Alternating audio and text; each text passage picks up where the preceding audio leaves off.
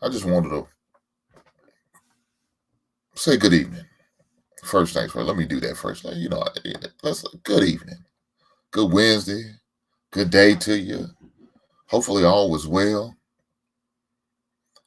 Hopefully your Wednesday's going good. You able to have a great and productive Wednesday somehow, some way. You figure it out. Even though you may be dealing with challenging times, hard times, or some crazy times, because I know the economy's bad. I realize that. I see that. I see the effects it's having not only myself and everybody else around me, but family members and loved ones. Um, but with that being said, this money talk thing is very important. And I'm not talking about it as an individual because that's also important too, right? I had conversations about that. I had shows about that individually about finance and money, all of that stuff as an individual. But today I wanted to take a deep dive into talk about the aspect of as far as it is in a relationship. As far as it is somebody who you see are deemed as going to be serious. And I'm talking about those type of relationships where they're going to turn into marriage. Not just dating, not just shacking up or living together. I'm talking about something serious. A serious lifetime relationship. Now, again, this can apply to somebody, I guess, who's just dating, having serious dating. I guess you could apply the same thing, but the only thing about it, the rules is kind of different, right? It's a little bit different in those situations. But when you're in a process of going from just dating to engage and from engaged to marriage, that's a big difference, right? That's a big difference. So that's really the aspect I'm going to be talking from. Now, can you apply some of these things I'm saying and about to have a conversation about to those who are just, I don't know what you want to call them, a lifetime partners? Yeah, look, I hate to even call that word partners. I don't believe in partners. We're not partners because we're not the same. So that's why I don't even use that. But I guess I don't even know what you want to call that, man. I don't know what you want to call it. The reason I don't want to know what to call it because I don't want to. That's not something I'm looking to do. I am looking to get married. I am going to be married. That's my plan, myself, and the lady who I'm courting and seeing in a serious relationship with. We both know what the plan is. We both know what to expect. Right. Ray said, I'm speaking this language tonight, brother. Right on. Well, I'm glad to hear that.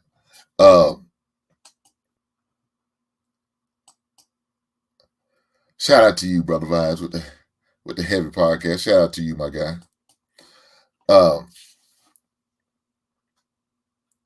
But I remember having a conversation talking about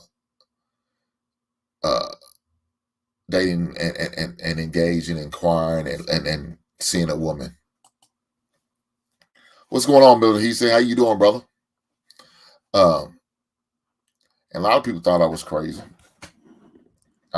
People made comments to me. People made statements to me. Look, and I got some looks. I don't know about y'all. Me as a content creator, I like to rewatch my shows because I like to critique myself. Right? I've done it ever since I was in high school. I used to watch game film, the games that I play, because I like to see what I've done, whether it's good or bad. If I did something good, I want to continue to work to get better. If I did something bad, I need to improve. If I did something bad, I would need to improve to the point I want trying to perfect it, right? So I take that same mindset. When I'm doing this YouTube thing, when I'm doing shows, or even when I'm doing shows on other people's channel, I rewatch them because I want to see what I've done wrong or what I've done right, and where can I improve. Those are the things I do myself. So I rewatch shows, and I see some of the people's look when I sit there and say, by the third date, I want to know your credit score. Some people thought I was crazy when I said that bullshit, but I didn't care. Your opinions about how I move and what I say and what I do doesn't matter to me at the end of the day. It doesn't. It doesn't move me. It doesn't really concern me. Only person's opinion I need to worry about is the woman that I'm courting, that I'm dating, that I'm going to make my wife. She's the only one that matters. That's it. So when I sit there and said it, we had a conversation. She's like, well, this, and this about my score and that's what I said, baby, the beautiful thing about you. Some of these questions I didn't have to ask because I paid attention and watched and you showed me. See, now if you was moving a certain way, you know what I'm saying? If you was a materialistic woman, certain questions I would need to ask would be more of a priority to me than others. I would have that financial conversation probably a little bit sooner than I would with somebody like you. I could have kind of waited and enjoy everything else because I've seen how you move.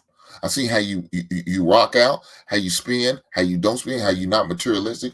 You're not looking at the name brands and all that. It doesn't matter for you. To the point you even got your some of your kids.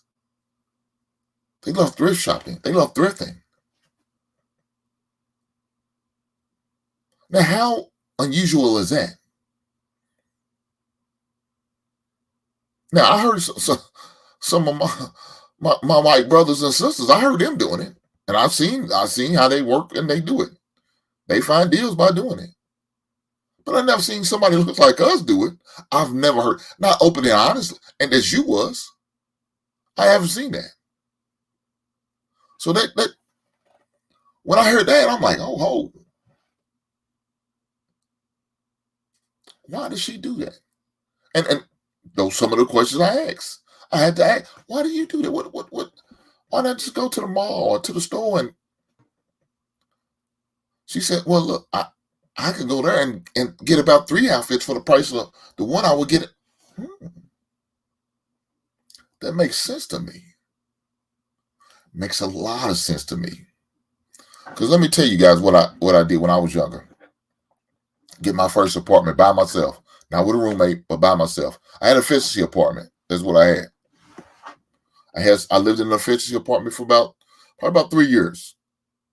Now, after the second year, I could have got out.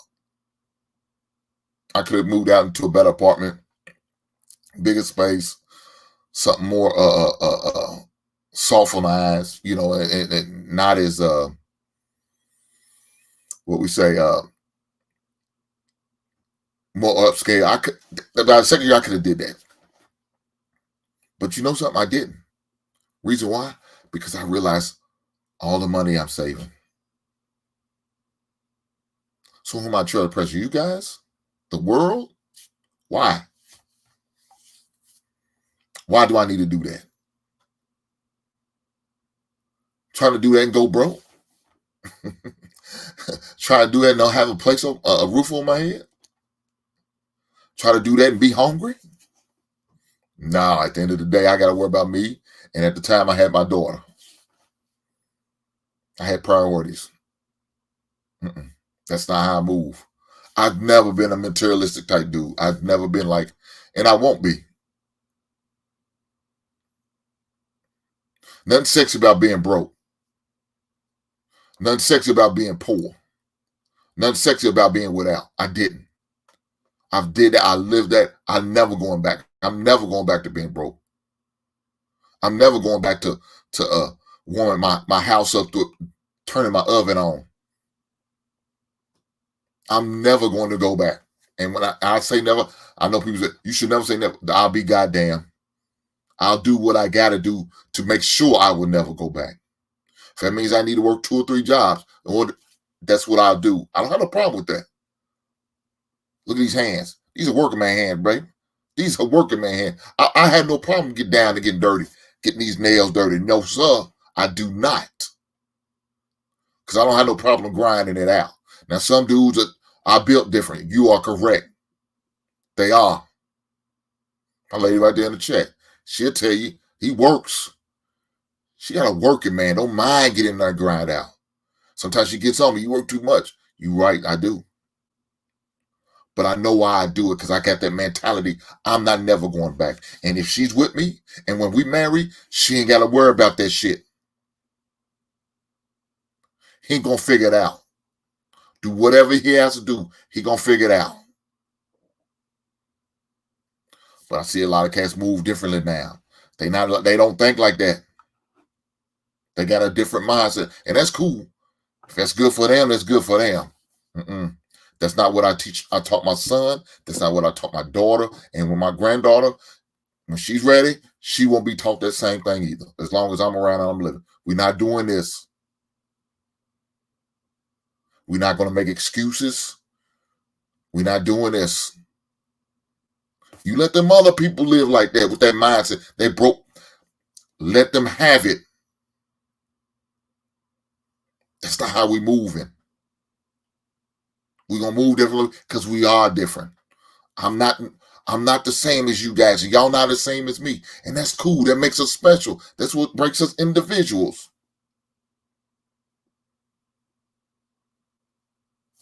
But I'm not moving like that. I'm not going back. What to say? But looking rich while being broke is the play.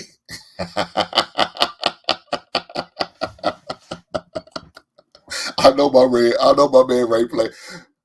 Stop trolling me, Ray. Said it's the play. No, it's not. Shit, I'll be damn. Sister Isha, how you doing today? It was cool rocking out with you on the Real Press Show on Monday, man. Right on. I appreciate you guys. I love you guys, and I appreciate what you bring to this atmosphere and this space. Shout out to the He Said, man. If you don't know, you need to go over subscribe to them, brothers and sisters. Good peoples. My man OG Dirty, I know he's over just now getting his channel going, man. Hey, y'all tap in with that brother. Good brother right there. Good brother right there. And anybody else, man, that rocks with me, man, who has a channel, hey, man, tap in with these people, man. If I'm recommended, they got to be solid, right? If I'm recommending them, they got to be solid. Oh, shit, here we go. Here we go. Here we go. Shout out to Brother Ray, man. He's trying to do what he can so I don't get broke. Shout out to Brother Ray, man. Now, for real. Shout out to you, brother, man. Look, you didn't have to do this. Ray said, for the culture. Right on. Ray, you didn't have to donate, but you chose in your heart to do so, and I appreciate you. Thank you, sir, for that blessing. But guys, at the same time, you got to be willing to work. I'm working on my channel. Every day I'm working on my channel. I'm grinding, trying to make it better, trying to come better, trying to do better. Every day.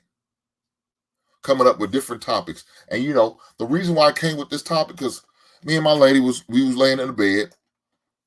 We was talking about finances. And amongst that talk, I'm like, damn.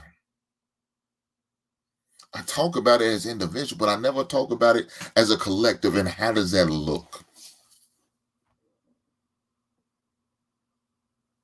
I talked about it as an individual on how to make certain investments, how things you need to be looking into, and what you need to be doing this and that. But I never talked about it as an aspect of coming together as a couple. I said, shit, I got to.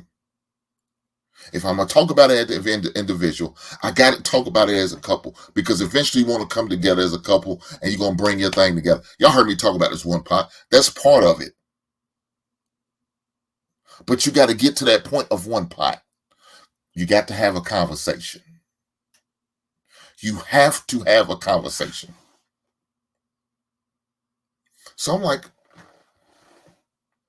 she's like, why is it we can talk? I said, because I made it comfortable for us to talk about it. You made it comfortable for me to talk about it. That's why me and you can have this conversation. And we're not fighting. We're not falling out. We're not doing none of that. We're going to have the conversation.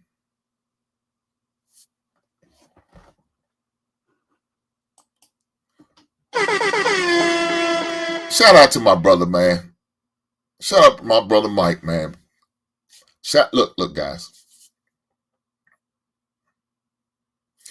I'm not going to go into detail on how I know my man Mike. But when I was in New Orleans, me and Mike had a conversation. We talked, we chopped it. He came to see me. I was in New Orleans for my son's basketball tournament last year. And me and Mike was supposed to link up, but unfortunately I couldn't do it, go out. And I hated that I couldn't go out and hang out with the brother, man. But you know what that brother did? That brother broke 45 minutes from where he lived to come hang out in the hotel lobby to kick it with your boy Hank. 45 minutes from where he lived, he had to do that. But that brother met me at the hotel lobby. We just sit there and kicked it, man. We just sit there and chopped it up, had a good time. Had a grown man-to-man talk. That man has my number. He can call me anytime, and he knows it. I got his number. He know I can call him anytime. His brother tell me it's hard time for him to catch my line. And I said, dude, that's okay. I don't have no problem with that. Watch me on the replay. That's a beautiful thing about technology. The brother tapped in today, man. Found some time in his schedule because look, he's got a beautiful family. He done created a son and a bonus son with his future wife. Shout out to them guys. Shout out to them guys. We talk about linking up, man, real soon. It's gonna happen. When he's down this way, we definitely gonna link up. And when I'm up that way, because I'm planning on going back to the NO. Beautiful city. Beautiful city. A lot of good music. Great record store. And I don't know, the basketball team wasn't too good. I mean, I wanted to go see a basketball game was up there. Wasn't too good. But look, I had a good time. So I plan on going back up there. Me and my lady gonna go up there and touch down in the NO again. We've been up there before for the SFS. So we definitely gonna make sure we gonna tap back in. But when I do, I'm gonna definitely make sure I check in with my man Mike for sure. So shout out to you. My man Mike said, keep doing what you're doing, my guy. Brother, I am. Brother, the reason I'm doing what I'm doing because I know there's some young brothers out there that need to hear what I have to say. There may be some guys my age may need to hear what I gotta say. Man, there might be some ladies out there that just need to hear what I have to say. Whoever could benefit, please benefit from this. Please benefit from this. But with that being said, we had that conversation. It wasn't a problem. Because me and my lady knows what we're working towards. We know what we're working towards. So the conversation had to be had. Is there a certain time period when you should have it? No, there's not. Guys, there's no certain time period when you need to have this conversation, but you need to have it. Now, let me tell you this. I recommend you have it before you get married. That's my recommendation.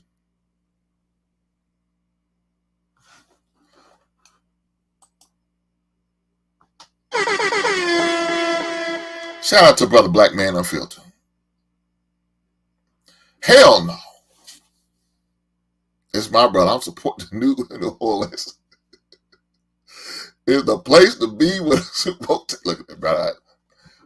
Look, that bottom statement right there, we gonna just pay no mind. That Super Bowl, can't worry about that. But hey, shout out to the brother. Brother, you didn't have to do that, but you chose in your heart to donate and bless me. Thank you, Brother Black Man Unfiltered. I appreciate that, my brother. Look here, guys. If y'all ain't tapped into that guy got a whole goddamn network over there. My brother be running damn near 5 days a week.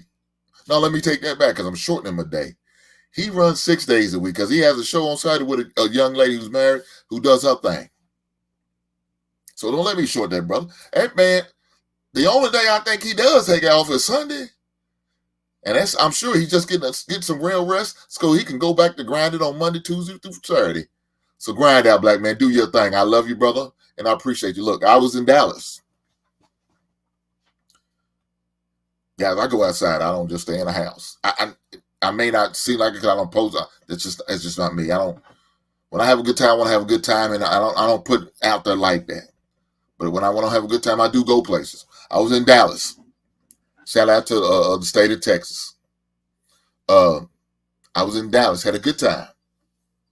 Got to link up with brother Black Man Unfiltered. Met him and his wife, man. Had a great time. Went out to dinner, man. We broke bread and had a good time. Had a good time, man. So shout out to that brother, man. It was an honor and a privilege to meet the man and his wife, and I appreciate the brother for allowing me and my lady to do that. I think it was a great opportunity to continue to network with the brother, actually meet the brother in person. You know what I'm saying? Just sit down and just chop it up. I'm good with that. Now, let me say this. I'm going back to Dallas. Dallas is another city I will be back at. We got a family / friends there in Dallas. You know, one of from teammate, son plays for the Cowboys, so we've been invited to a game. We just got to figure out what game we're going to go to. Now, I don't know if it'll be this year, but it will be sometime in the near future that we're going to get to go to the game. But we will be back in Dallas. Look, I'm not a Dallas Cowboy fan. That's why I'm trying to avoid it for real. I ain't going to lie to you. They're going to try to make me put on that Dallas shit, and your boy ain't going to put on nothing that says Dallas Cowboy. Now, I put something on that says Dallas, the city of Dallas, the city of Arlington, wherever they play at. I don't give a shit. I put on some Texas Ranger shit if they need me to, but I ain't put on no damn Cowboy shit. That's sacrilegious.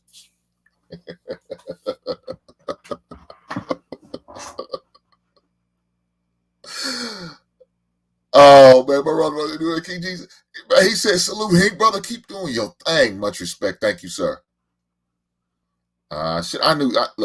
I knew I'd say something about this goddamn Dallas and why High gonna come in here with some bullshit.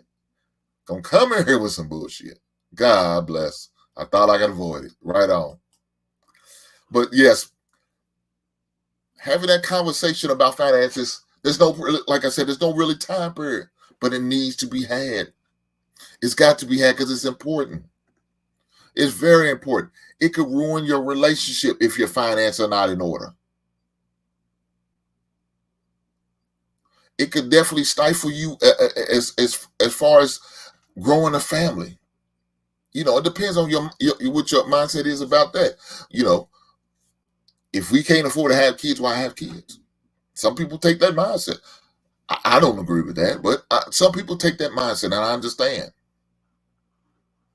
And they say, "Go Rangers." I know that's right. Shout out to them. They won the World Series. Much respect to them. But those are some of the things that couples who are looking to get married need to have a conversation about as soon as possible. As you know, whatever your comfort level is about that, you got to do it. Guys, I know y'all see this thing scrolling across the bottom. It says November is Men's Mental Health Month. Yes, it is. And I'm gonna keep promoting the man's mental health because brothers, we go through a lot of shit. We got to deal with a lot of shit. We are responsible for a lot of shit. So make sure your mind's right. Make sure your mind is right. And if you're not at peace, man, get some peace. However that looks for you. However that looks for you.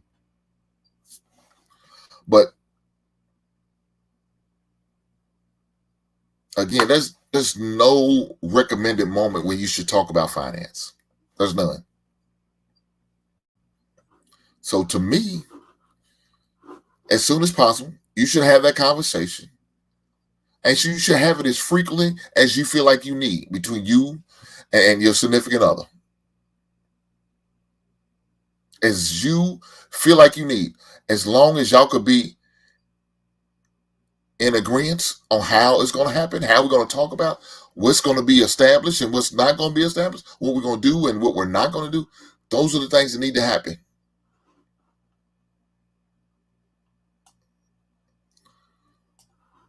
To not talk about it, man, is, like I said, again, it's very dangerous.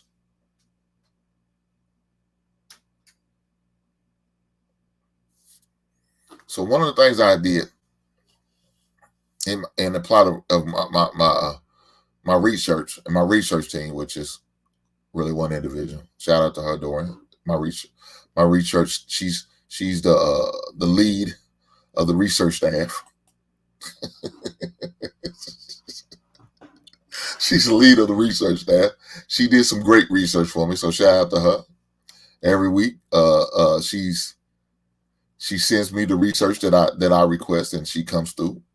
Not only just with the research, she comes through with her views and opinions on it, and I appreciate it. It's much respected. Thank you, ma'am.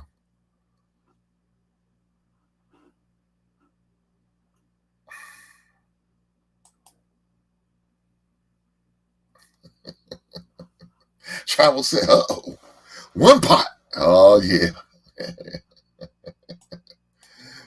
I know you're being sarcastic, Travel. Well, that's cool, and I appreciate you. I appreciate you. Remember, they say separate account works. Black men unfiltered. It may work for some people, just not gonna work for my household. It's not. We not doing this. We not doing this, man. We are not doing this. Look, guys, financially, you benefit more bringing it together than you have separated. You get certain loans when you have more money. You have more money when you bring it together, not when you separate it. Come on, guys. You want a business loan? When you can bring this amount of collateral to the table, to the bankers, it looks good. They're more than able to trust you and believe in you and invest in you. If I just show you, I got my little 10,000 here. Is that all you got? Well, my wife has some on her word, but that's our money. That's not gonna work for us.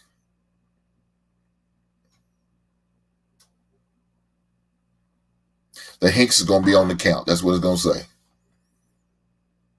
She has every access, just like I do.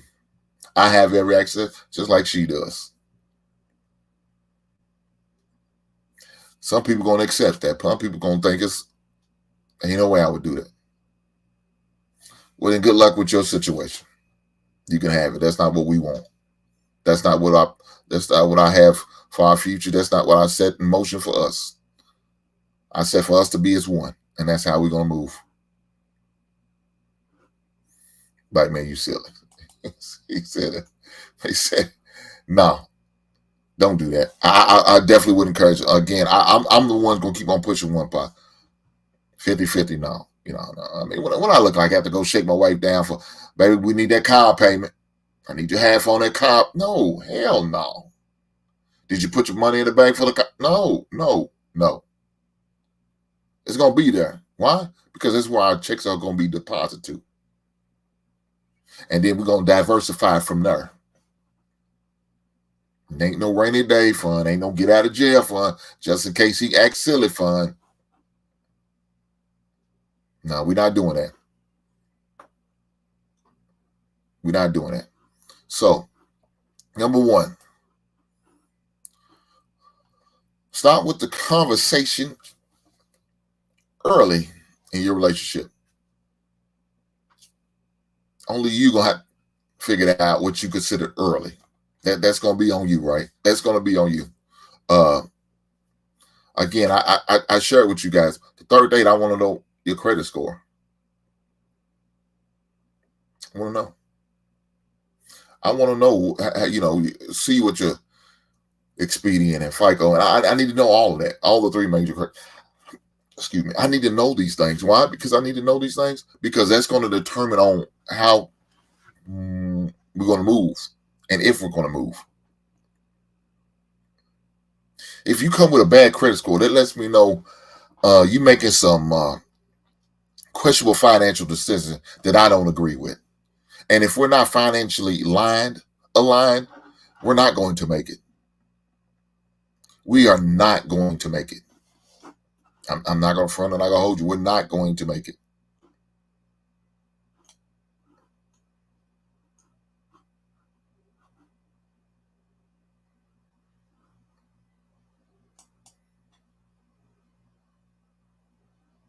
My lead secretary said the lead and only. Okay, that's true. She's the only one. She is the only one. She's my research team. Now she's demanding a raise. That's part of her demand. She talking about going on strike now, guys. I mean, I don't know. I don't know.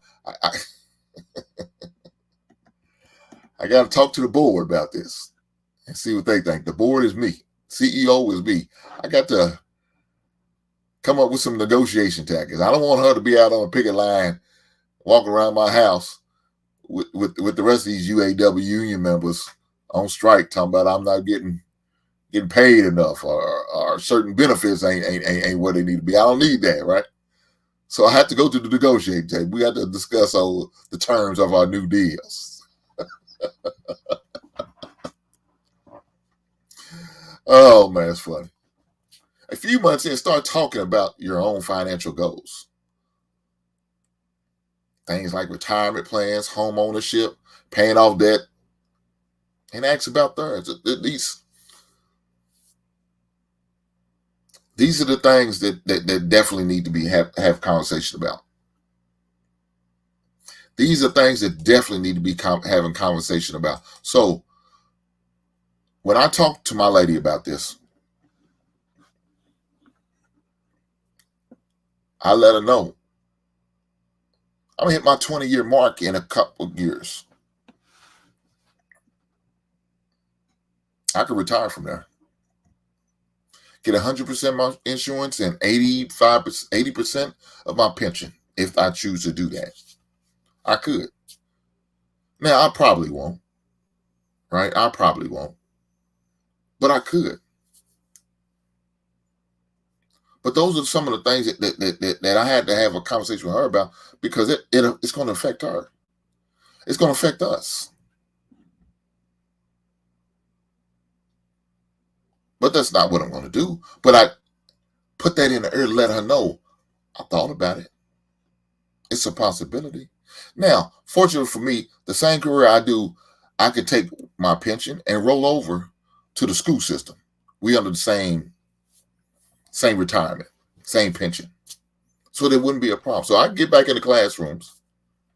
Now she advised me, I wouldn't do that. She's there. She's already there. She's there. I wouldn't do it. I don't know. And I get to hear the horror stories. I get to hear the issues and the complaints and all that stuff. I seen it first. I get to hear it firsthand.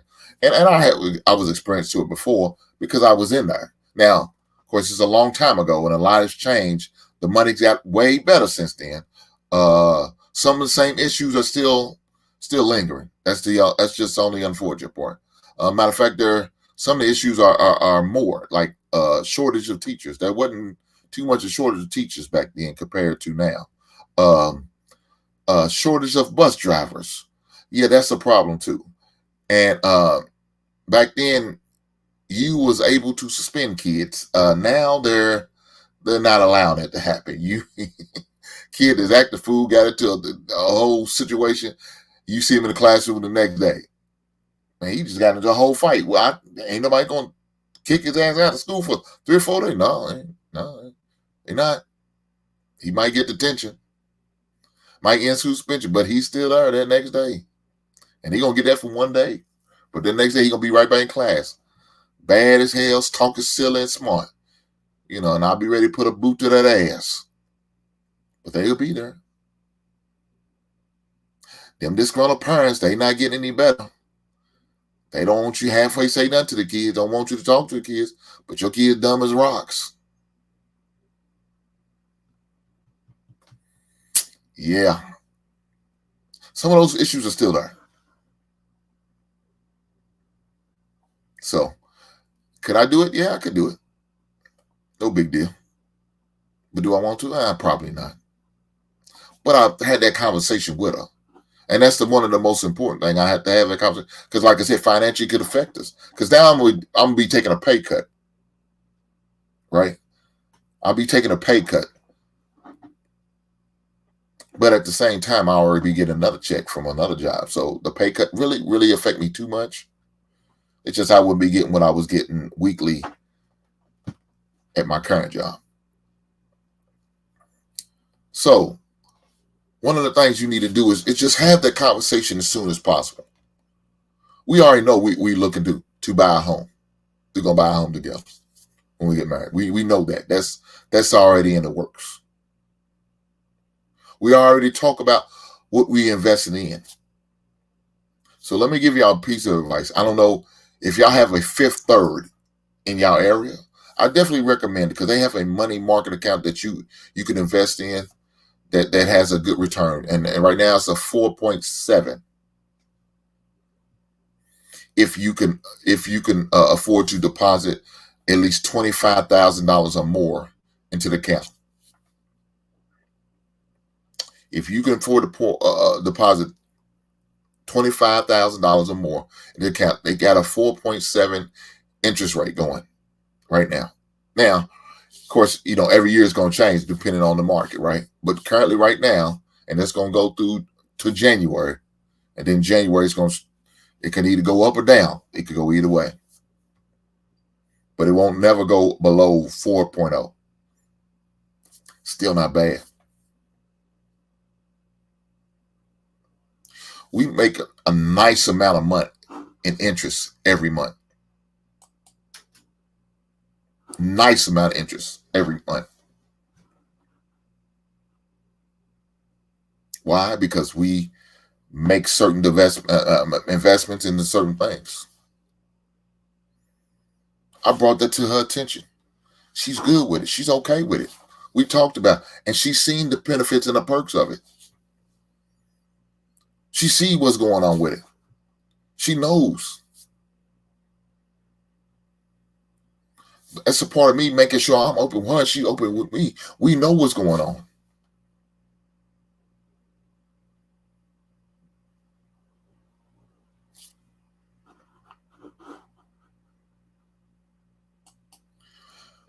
Travel, I said home shopping is fun. It's not travel. I don't know why you're telling people that lie. It's stressful. I could imagine doing it with the market the way it is, how stressful it is. But depends on who you are. I mean, who am I to tell somebody it's not fun? You may like the stress. You may welcome the stress and all that it has to offer in a negotiation and signing 35 sheets of paper. You may like that, Travel One. So if you do, congratulations.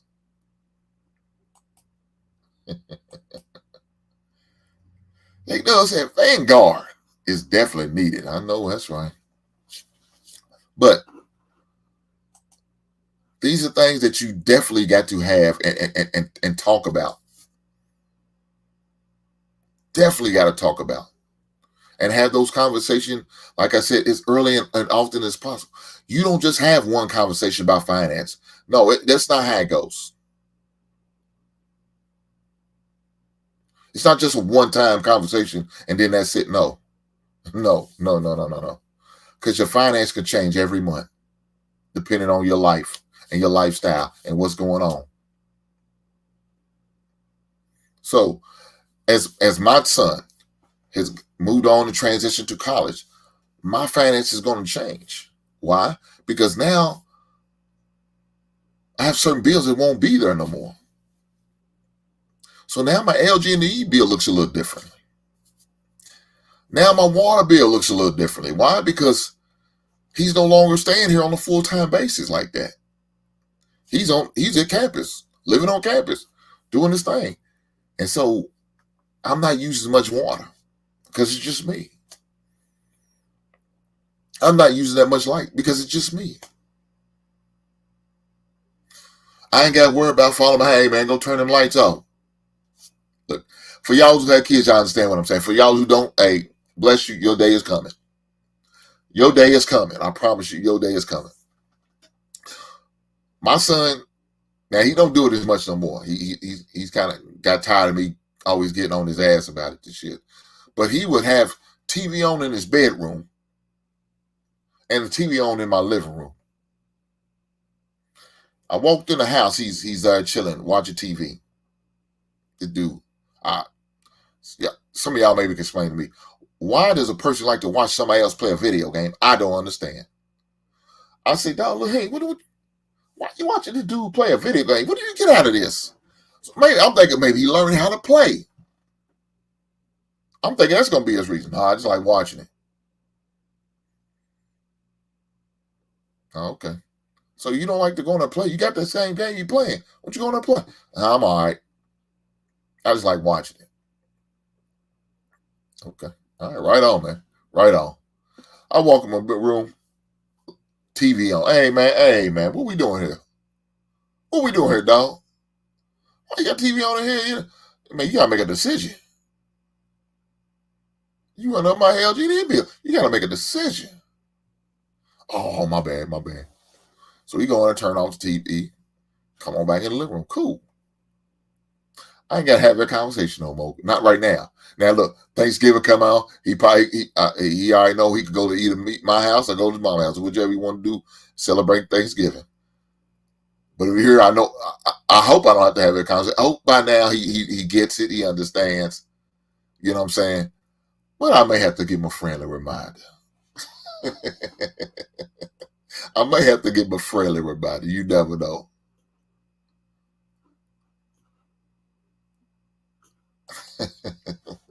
I'm confused. On one hand, it seems like you want the community to grow.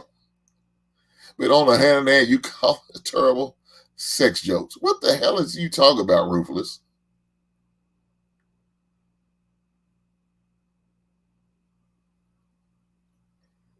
Look here, man. Only on other people's channel I bring that. When it comes over here, I'm all about the community. If that's what you want to know, Ruthless. I know y'all don't know how to act over there, so I do. I roam as the Romans do, baby. But when it come over here, act like you gotta act like you got some sense. You coming to the basement. We ain't all about that. Ain't no fuckery here. It's all about real good conversation, trying to help see my people win. Oh man, Jay just said my son does the same thing. You feel my pain, Jay. I appreciate you. Hey, for those who haven't hit the like button, please hit the like button. And if you haven't liked or subscribed yet, I don't know why. What are you waiting on? Court order? Do I need to send the sheriff to your house in order for you to hit the like button and subscribe? Please don't make me do that. Please don't do that. Just hit the like button for the brother. Just hit the like button for the brother, and I appreciate that. Thank you, guys. But as often as possible, you got to have that conversation. And like I said, you got to continue to talk about it. You got to continue to talk about it. Because like I said, talking about the money should be an ongoing conversation in a healthy relationship. That's the key word, guys, in a healthy relationship. If you're in an unhealthy relationship, yeah, you waste your time talking about money and all that because you need to be having conversation about something else on why your relationship is not healthy and why it's not flourishing, why it's not growing, why it's not progressing. That sounds like a different conversation. Now, could be because of finance. Could be because of that. And if that's the case, then guess what? You better get down to nitty gritty if you feel like who you're with is worth being with. If that woman's worth being with, you need to go and get that ironed out somehow, some way. Come to some type of understanding and agreement.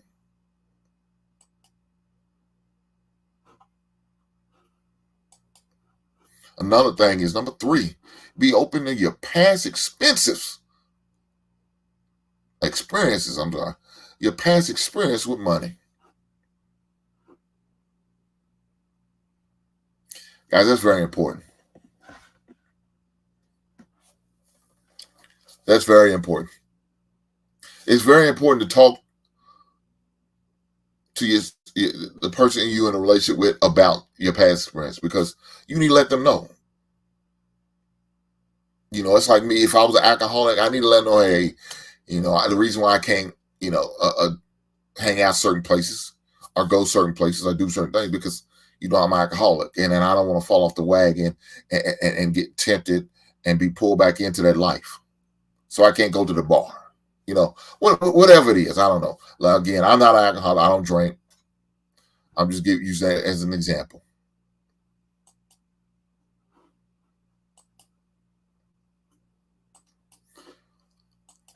But talking about and being on the same page, talking and being on the same page about any future budget or being open about sharing certain numbers, income, expenses, retirement goals, an important part of money conversations. Very important. Very important. You need to know how much your significant other is, your future wife or your future husband, whatever you want to call it, or however the situation is, how much they make. You need to know these things. Why don't you know how much your significant other? Why is it a problem for you to know?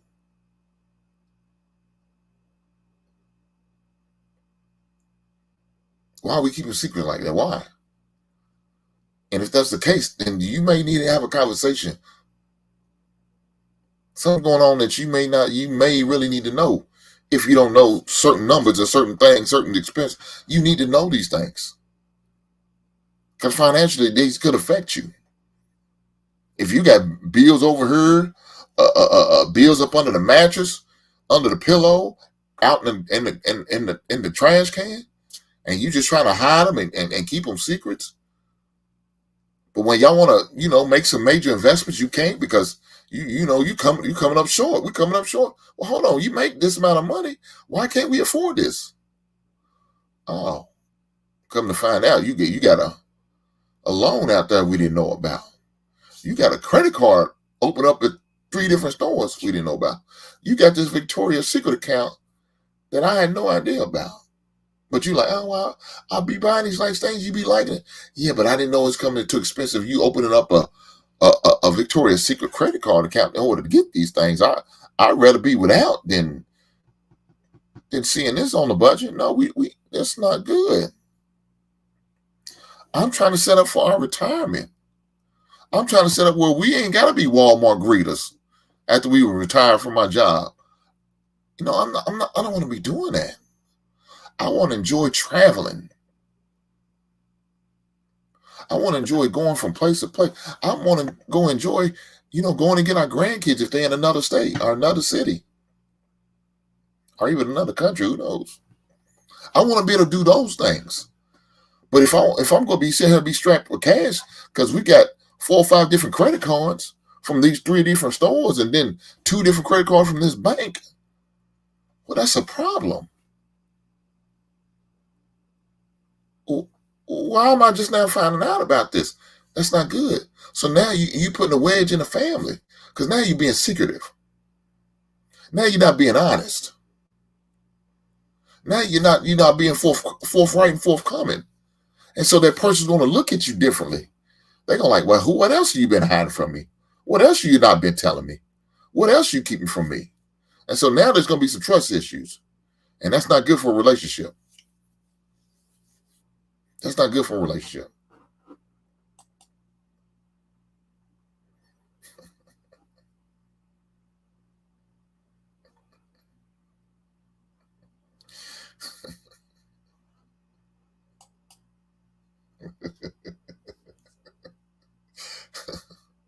Poor Ruthless. Let's me and you have a conversation. Yeah, that's cool. We can have the conversation. Look, I'm going to drop the link. But first, let me get this out. Try one said, don't forget the background check. Uncover every stone, hookups, and lie detector machines. Fingerprint, facial recognition. Well, that's important too, Try one. You definitely want to know all of that good stuff, what you just said. But right now it's money talk, right? This is money talk now. But I do understand and I feel your sentiments about what you said. You should have a background check. It should have an idea what's going on and what they're lying about, not honest, and being deceived around.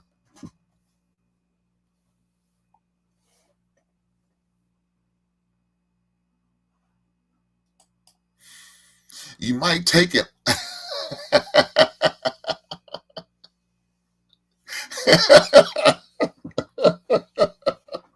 Says you might take on the debt.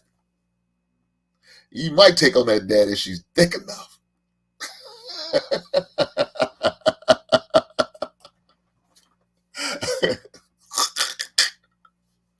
Oh shit. I ain't gonna say he ain't lying.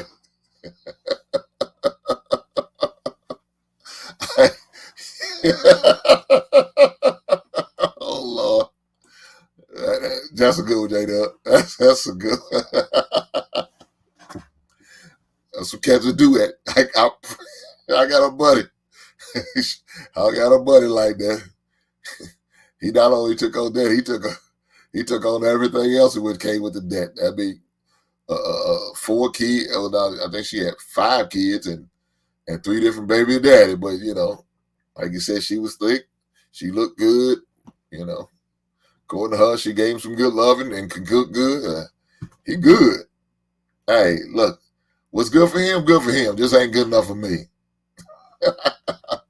I'm good. I'm good. No. I won't do it. But I got a buddy that did. So shout out to him.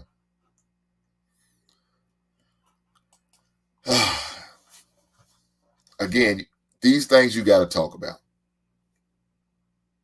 Expenses, income. Now, look, some of you guys may feel like, hey, we're young. We don't really need to get into the retirement thing.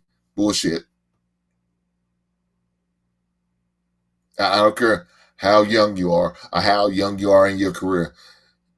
There's never not a time where you can't talk about what does retirement look like to you guys. What is your plan for retirement? Anytime it comes to some type of finances or financials and money, you should always have the conversation. Is it going to be tough? Yeah. Is it going to be uncomfortable? Yes. But it's needed. Very much so.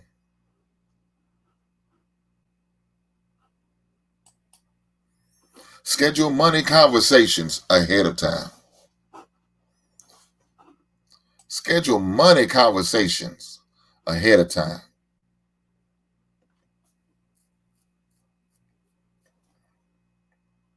Shout out to Brother Mike with the question. Brother Mike says, question. What is your opinion if one person's source of income is their business and doesn't have a 9-to-5? What is the breakdown in that regards? Look, if they have a business and and that's their 9-to-5, that's their 9-to-5.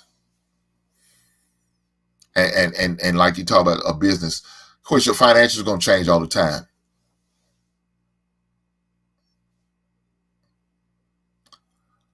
But with that being said, in that situation, you need to have conversation every month. Every month you probably need to have a conversation because like with a business, it could change depending on, how business is going. If your business depends on customer service, you need to have that conversation every month. I definitely would. And try to be the best you could be supportive to whoever has that business compared to the 9-to-5. Now we know 9-to-5 more likely your check's gonna be steady. It's gonna be the same more likely every every week or every month, due to, of course, any raises or increases you may get, or bonuses, or promotions, or stuff like that. That's the only more likely time it's going to change, right? So your job, who's working a 9 to 5, gonna be more consistent, and we can operate as such. The money I would get from that person who has a business, I will use that money to invest, because you never know. You never know. So you may want to get like a certain amount that you're willing to invest, because you also got to invest back into that business, of course, right? That's a must too. Make sure you have a business account so you won't have no problems with the IRS and for taxes and all that good stuff. So definitely want to deal with that in that aspect of it. But yeah, I would definitely use that person who has the business part as the money for what we investments, and what we're going to invest into, and use that money for investments. That's what I would do, in my opinion, Mike. So, but I appreciate your question, brother. Thank you, sir. Thank you. And guys, look, please, more than welcome to shoot me a question if you have any, and I will try my best to answer if I can. I ain't gonna tell you I know everything and all things. I don't. But if what I do know, I will share it with you and give my opinion on it.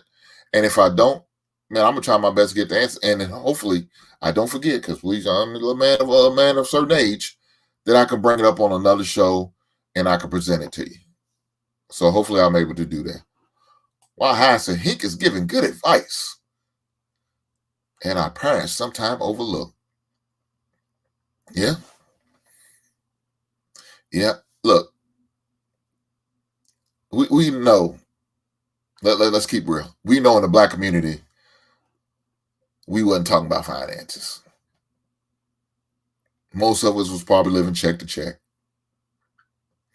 Most of us wasn't even having a conversation about finance. Look, they was uncomfortable maybe talking to each other, let alone talking to their kids about it. That's not the situation with me. I talk to my son about it. When my son does certain things, I talk to him in aspect of money. If he does something wrong, I tell him he made a bad investment. If he does something right, I tell him he made a good investment. That's how I talk to him in money aspect. He took 2 years of finances and business finances in high school. And I told him, go ahead and take it in college. You don't have to take it first semester, but maybe take it in your second semester. Big man, that's an easy A for you. Why? Because you're already familiar with that. So now you can get that easy A and increase your GPA, because you're already familiar with this, because you had 2 years of these courses in high school. Plus, it can't hurt, like a refresher course. So having conversations with your kids about finance is very very important. Talk to her about it with my daughter. Now, she didn't always want to take heed to it, and she had to learn them tough lessons. I told her, I said, look, I can't bail you out. I can't keep letting you borrow money. It's not what I'm going to do. That's not what I'm going to do. I said, I did it. It was one the last time, and that was it. I said, you're going to have to figure this out. I gave you the tools. What are you going to do? I told you what you need to do. You got to implement it into your lifestyle. And if not, you're going to keep doing the same struggle, the same circle. But she's got her own thing now. She's married and doing her own thing, did her own thing. Look, I ain't got, that's out of my hands. But she still has the tools. She knows what to do. She knows how to finance. She knows how to budget. She knows what to do is save. She know I come from an aspect of pay yourself, feed the pig, that Dave Ramsey plan. Knows about all that. Talked about that. She knows about the emergency fund and all that good stuff. Now, whether she's going to practice what I told her, that's on her. Between her and her significant. I ain't got nothing to do with that. Hopefully she does the right thing. But she should be doing okay. She's been doing okay. She's in the process trying to buy a house. So good luck to them. But, and I talked to her about that too. She's over in a state where it's a little bit cheaper. So I said, if I was you, I would stay over there and get my house there. It's taxes a little bit better over Indiana compared to Kentucky. So makes more sense. Makes more sense. But like I said, she's in a relationship. I told her I don't get involved once you do that. That's out of my hands. I don't try to give too much advice on that. Don't involve me with because now that's between y'all, you and that significant other. I ain't got nothing to do with that. Just as like me, I don't want nobody between me and my wife. If we got some problems, we're gonna work it out between us two. And what we can't work out, we'll go to see marital counseling. That's it. But schedule money conversation ahead of time. That's very important. Ahead of time means as soon as possible. Don't wait till the day I say I do, and all of a sudden y'all throwing the bills on the table, throwing your debt on the table, throwing the credit score reports on the table.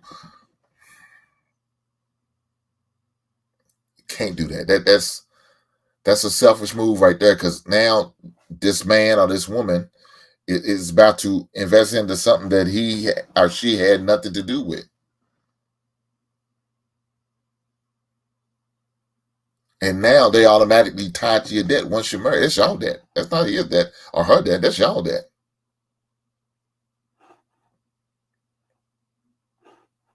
So definitely have the conversation, man. Ahead of time. Planning of money talk with your person. You share your financial responsibilities, and damn, I can't get it. Responsibilities with will really help. I messed that up when I typed it. I'm sorry, guys. When financial pressure and problems show, they can cause fear, embarrassment, anxiety. These are true statements. These are true statements. I dealt with this shit. It's embarrassing to be broke. I don't want to be broke. I don't want to come up short on bills, and it's embarrassing. And for the anxiety part, yes. Because now you ain't just like, oh man, how am I going to get this money to do this, do that? That's not good, man. Look, please believe in me. I've been through the struggles. I've know what it looks like. I check cash. I was that person.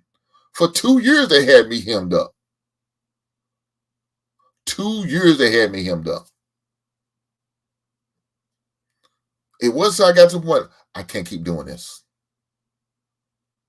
So I had to make certain sacrifices.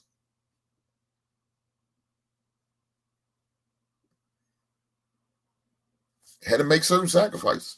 I couldn't go out. I couldn't hang out with the fellas. I couldn't go on the guys' trips. I had to talk to my lady, baby, we can't do that. I can't do this. I can't. I got to get my shit in order. My credit report is shot to shit. I got my car from buy here, pay here. Look here, man. Please believe I was in the broke cycle. That's the reason I can talk about this bullshit about not going back. I've been there. I ain't come from no goddamn silver spoon. I ain't have shit. I just pulled myself up by my goddamn bootstraps. Didn't get a loan from my daddy or my mama. They ain't got no money to give me. I had to go out there and grind and get it. I'm 3 jobs. Working a full-time 40-hour job. Had a part-time job at a Home Depot. And then doing bartending on the weekends. That was me. I did this shit. Why? Because I got tired of being broke. So I grinded it out. What I had to do? Get certification so I get a better first job. Guess what your boy had to do? Go get them certifications. Go get them certificates.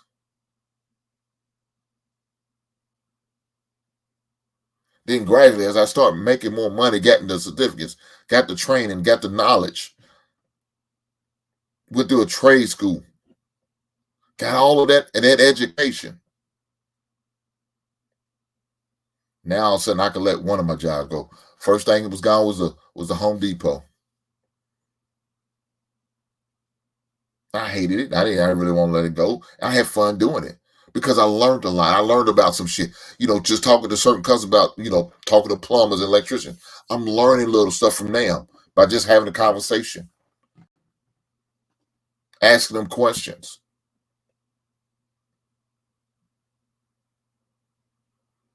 But I had to do what I had to do. So now I no longer need to have this third job. Now let that go. I'm working my two. Working first and still doing bartending on the weekends. Getting that cash money. So I know this because I lived it. Again, like I said, I'm nobody special. I know what the struggle is. I lived that struggle, and I'm not going back.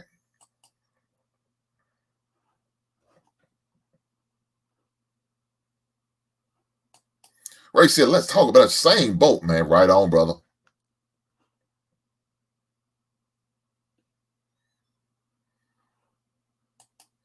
He said, granted, I'm not doing the boomer method. That don't work in the current environment. He said, I feel you. I'll be working constantly. That's what it is.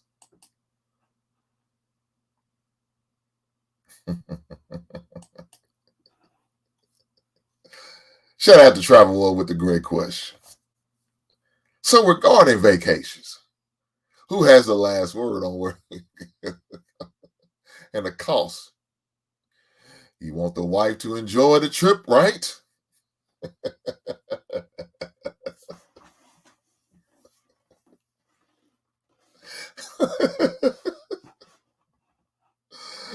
Oh boy. I'll tell you. Great question. So, as far as the vacation, my lady picks the vacation spots. She presents them to me. I look them over. She already know what the budget is, so that's not the talk. She already know what we do. I look it over. I like it. We go. I don't like it. We don't go.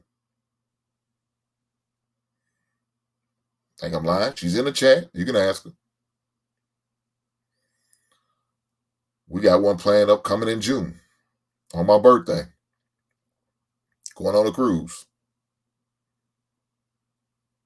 She presented to me. I like it. I can't say nothing about the money. She already know what it is. Nothing else need to be said. I told you she's the best secretary, best receptionist, a best vacation finder, best research team, best lady, best future wife a man could have. So I ain't got nothing to worry about. I don't have them problems, and I won't accept them either. But that's just me. Some dudes are not willing to make those type of demands and stick to them. I'm not that dude. I don't wave off bullshit. I don't go into detail. But again, I don't move like some of these dudes do. When I stand on, I stand on. She knows. And she respects me for that. I gotta say no more.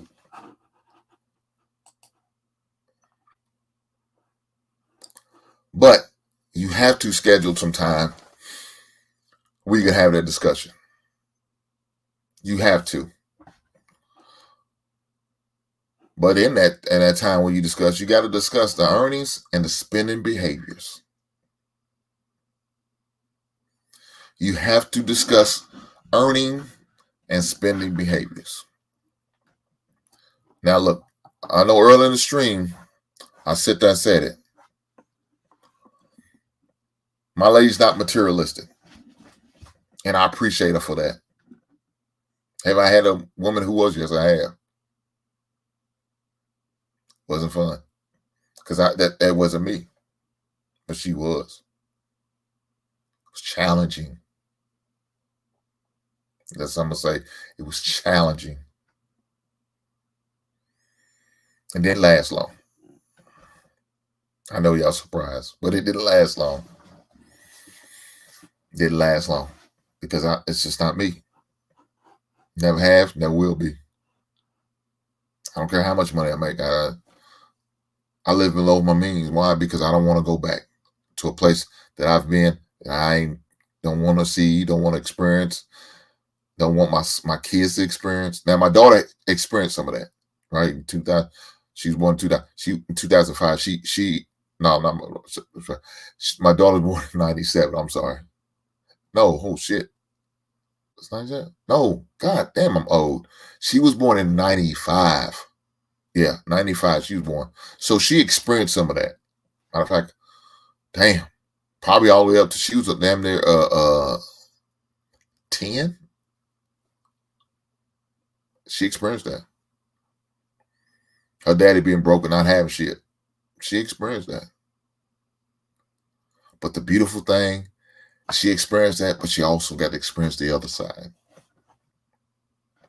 Now, my son, he didn't have to experience that. He didn't.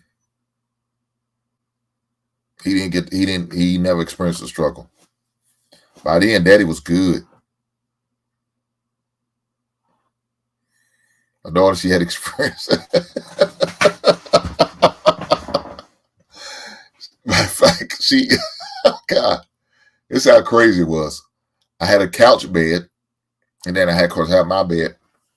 So I would sleep on the couch bed when she would come over. Because my couch bed was right there in my kitchen, next to my door, next to my bathroom. Again, like I said, it was a fancy apartment. And so I would let her sleep on my regular bed.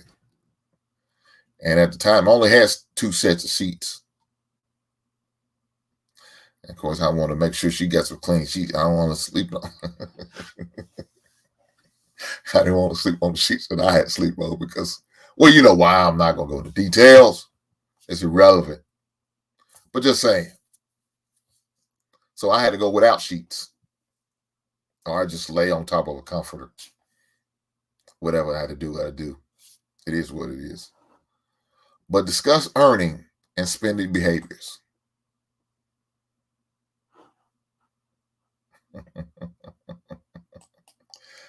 She said, take lots of pictures. I don't do that. That's just not my style. My lady, she can take all the pictures. I don't do that. I just don't. I don't. But it is what it is.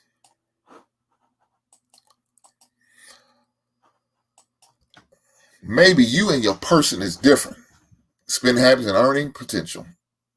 No matter how big or small the differences are, by starting to have an honest and open conversation about your financial status. That's a must. Look, you always hope you're on the same page with the person you're dating, or the person you're seeing, or the person you're courting, or vetting, whatever you want to say. You always want to make sure that you're on the same page with that person about that, because it's kind of hard or difficult if one of you guys are materialistic and all about flashing and doing this, trying to keep up with the Joneses. It's even worse if both of y'all like it. Truth be told, I ain't gonna lie. That's the worst, because somebody's got to be financially responsible in the relationship. And if y'all both very responsible, man, y'all know shit. Y'all in it for a bad situation, because both of y'all being financially responsible. Nobody has any wherewithal. Nobody's looking to create some type of budget. Y'all just working off the seat of your pants. Yeah, that's not a good move. It's not a good move, man. It's really not. So make sure y'all have some type of understanding. Make sure y'all have that conversation. Make sure y'all realize, hey, regardless if we want to, be flashy, we need to do it within a budget. Right, guys? Make sure you do that. That's a must that you do that. The next thing is something that's very important. Talking to a financial planner. Now, I know when research say if you don't see eye to eye with your person about money, it can be helpful to get an objective and third-party perspective. The financial planner will assist your current situation and offer suggestions. Look here, me and my lady talked to a financial planner, and we was on the same wavelength, the same boat. Reason why we talked to a financial planner because we want to make sure everything is everything. Everything's on the up and up. Everything is known, and to know where our investments are going to be and what's going to be the perks and the benefits of these investments. So I definitely encourage people to have a conversation with a financial planner, regardless if y'all eye to eye, y'all on the same page, or if you're not. Definitely have a conversation with a financial advisor.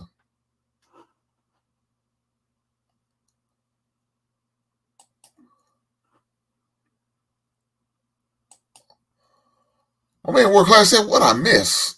Rex says, "Money shit." Let's get it. Let's get it.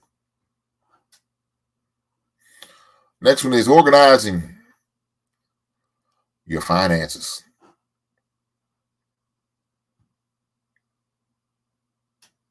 That's a must. Because that's going to let you know where you're going to diversify your monies to and how you're going to do it. What bills have a high priority compared to low priority. Whatever debt you have, you need to iron that out and figure out some type of payment plan. You want to explore ways to make that makes talking about money with your person effective and helpful. Focus on discussing which of your is responsible.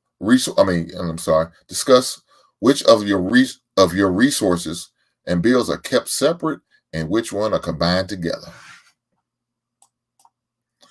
So that's very important, man. You need to have a conversation about the importance.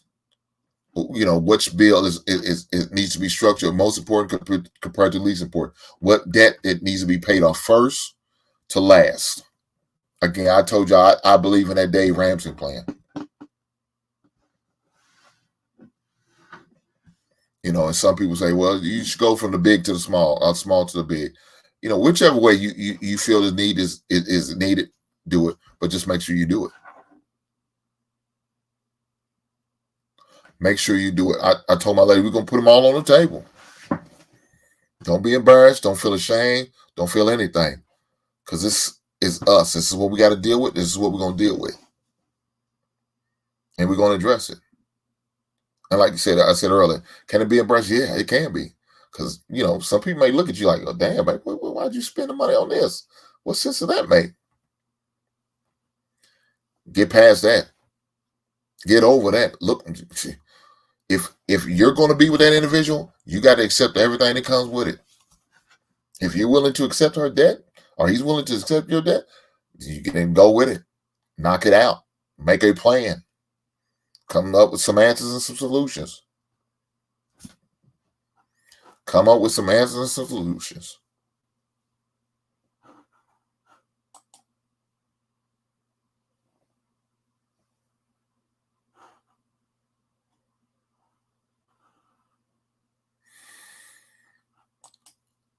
Like I said, my man, work class says, preaching to the choir. Hey, work class, unfortunately, some of our people don't know this as our people. They don't want to talk about it. They're scared to have a conversation for whatever reason. We come from a time and a plan, where our parents just didn't have the wherewithal to talk to the kids about finances. It's like that. To learn about certain things about finances and all that. I didn't learn about those things. I learned about the basics of like how to write a check and checkbook. I learned that in my home ec classes right at school. Now they don't even have that shit no more. How to write a check and balance in your checkbook and all that. I learned that basic stuff from high school. But the more in depth stuff, I didn't learn. It wasn't until I got to college. There's a teammate's father taught me home ownership, the importance of budgeting and having good credit and making sure your credit reports where it needs to be at. It wasn't to college that I had that conversation with one of my teammates, with my teammate's father, and he taught me about that. World class, 25 subs. Hey, hopefully I get that soon. So I mean, world class. I appreciate your support though. I appreciate you being one of the 975. So thank you, sir.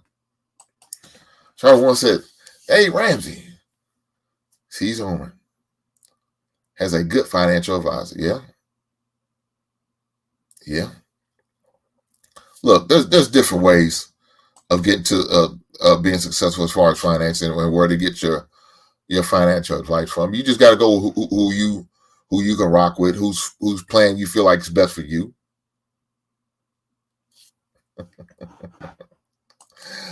My man Ray said, "Nobody likes me." Brother, that's not true. You come to the basement, baby, you got nothing but love over here, my brother. I promise you that. Nothing but love in the basement for my man Ray.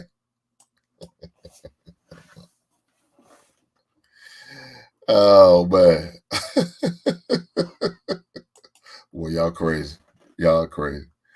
Uh Make it a habit.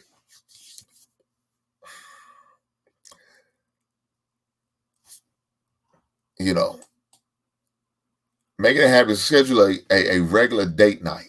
All right, financial check-in with your person where you mainly focus on finances. You can plan to meet weekly or monthly. Plan that dates and times spans that works best for you too. So with that being said, depending on y'all financial situation, on how often maybe you need to meet. Now, I guarantee we need to meet quarterly about certain things, but I believe in at least monthly having a conversation because we know every month you're gonna have a bill, whether it's gonna be some type of utility bill, maybe a car payment, house payment. You can have some credit card, whatever. So we know every month you're gonna have. So every month you need to have a look over and see what's what. And if you have certain monies that open up, maybe use that extra money into invest into more money into your savings,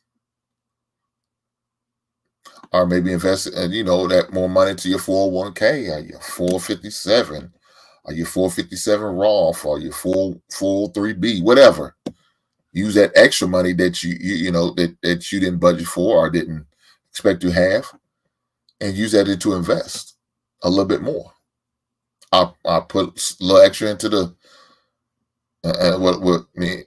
what I like to put extra in is the money market saving account that I have. So definitely make sure you make that investment. Let me get some water. I've been talking for a minute. I need some water. But yes, definitely make that a habit. You do it, whether it's weekly or monthly, whichever way that you and your significant other sees fit. You and ever the woman you're dating sees fit.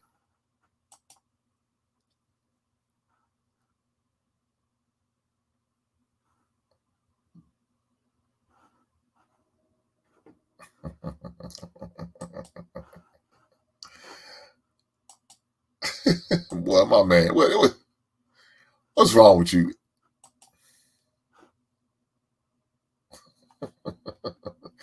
These L's for the light skin, man. We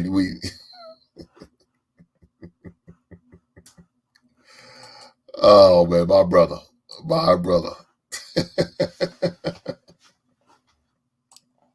Another one here is right here, and I think it's very important.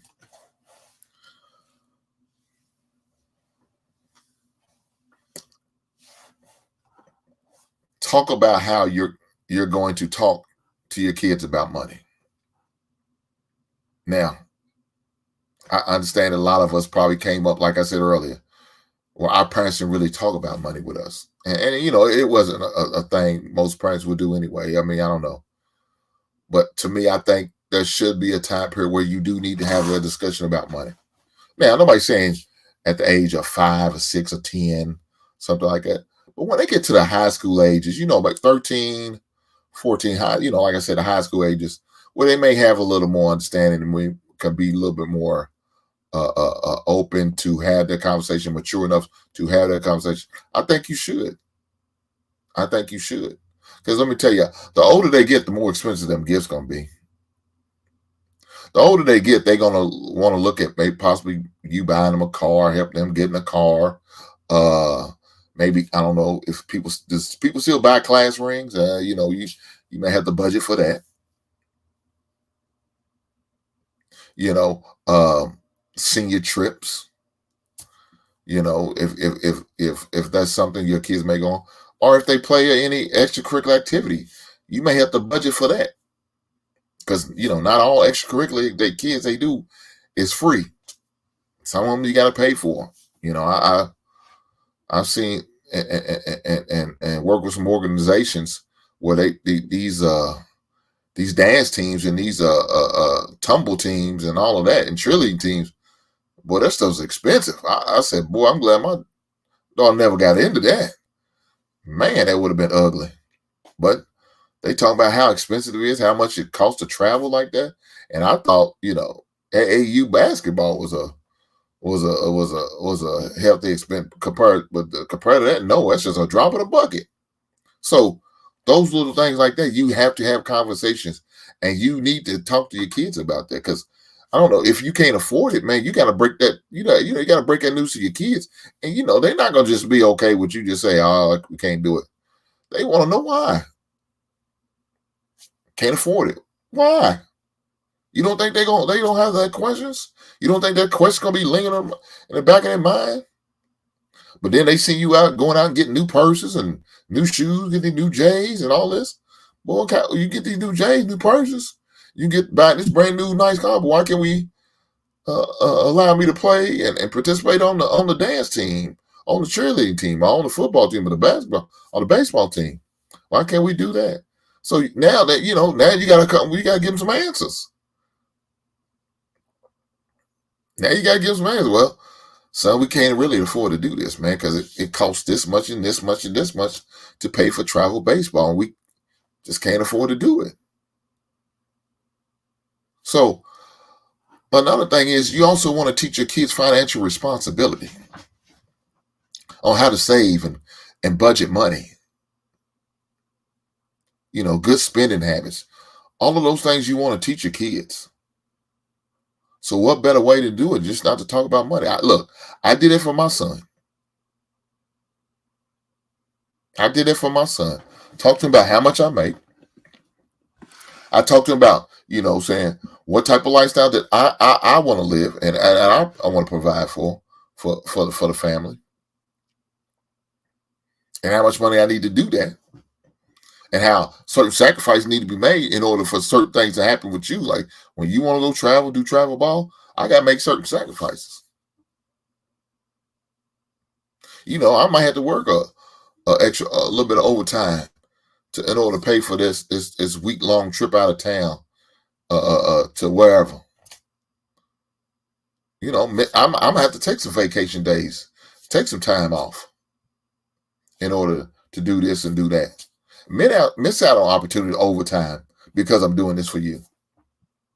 Well, I want to let him know why and why I do what I do and the sacrifice. And look, they may not have some type of level of appreciation in, but they'll realize it later on down the road. And it might be when they get their kids and they got to make them sacrifices, and then they'll realize it. But it's still good for them to know. It's good. It's still good for you to educate your kids on this. It's still good to address the topics of about money and how it works and what's coming in and what's going out. That's to me that's a must. You know, unfortunately, my dad didn't teach me that. My mom didn't teach. My parents didn't teach me that. But that doesn't mean I'm not going to pass that same bad cycle down to mine. No, that's not what I'm going to do. I'm going to let them know what it is.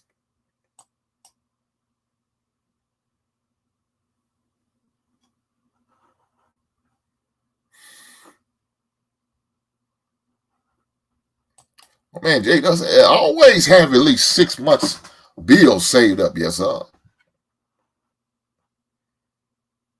Yes, sir. Look, man, again, I believe it. Feed a pig. I remember I heard this guy did commercial feed the pig, say it's crazy, but I'm not gonna get into that. But it makes sense. Pay yourself. You pay everybody else. Make sure you pay yourself. Make sure you do that. Anything else that, or just have a year of your mortgage in reserve. Now, Ray, that's the model I believe in. That's what I go by.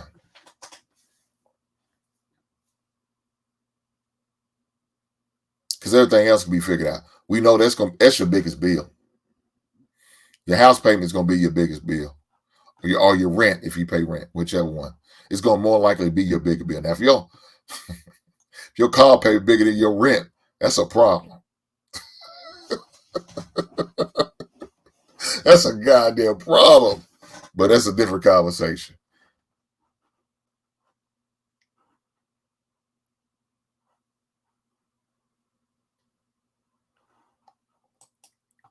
My man said, you got to explain to them how your checking and savings ain't lining up right.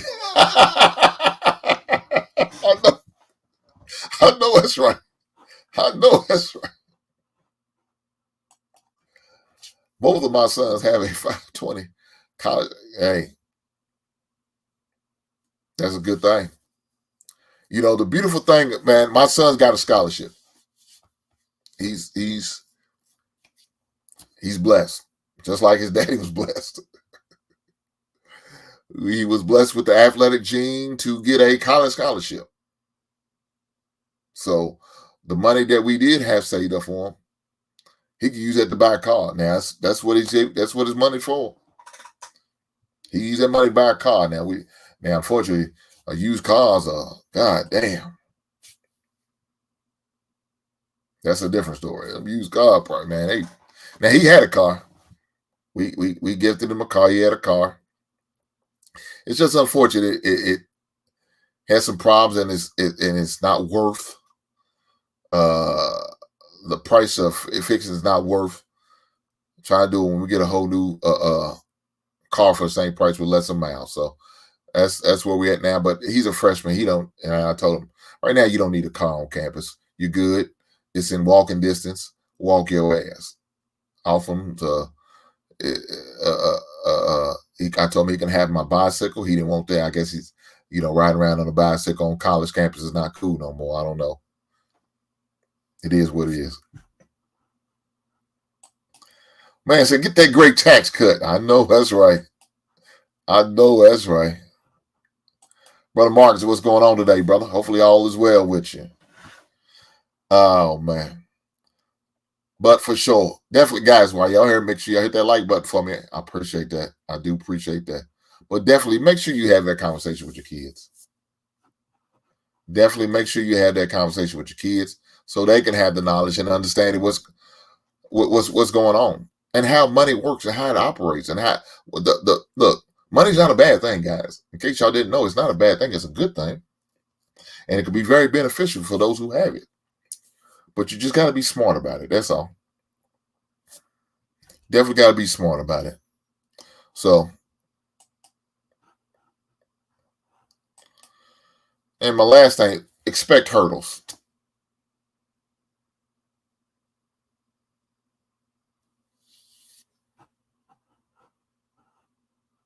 I mean, look,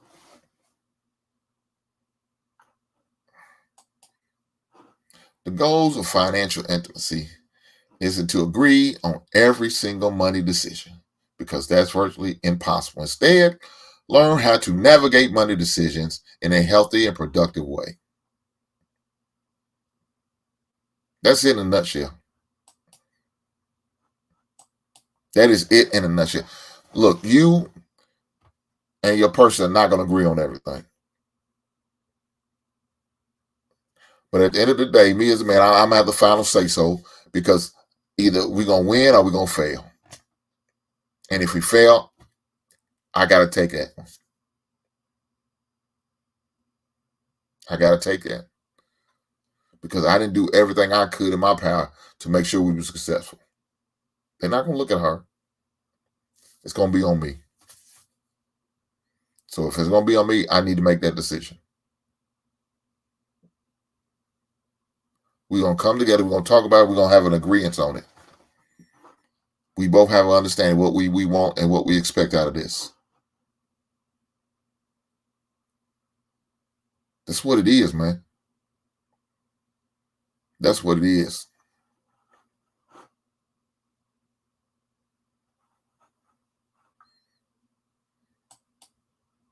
Said, can he say something on stream, God? What you trying to say, Tan? I mean, what you trying to say, brother?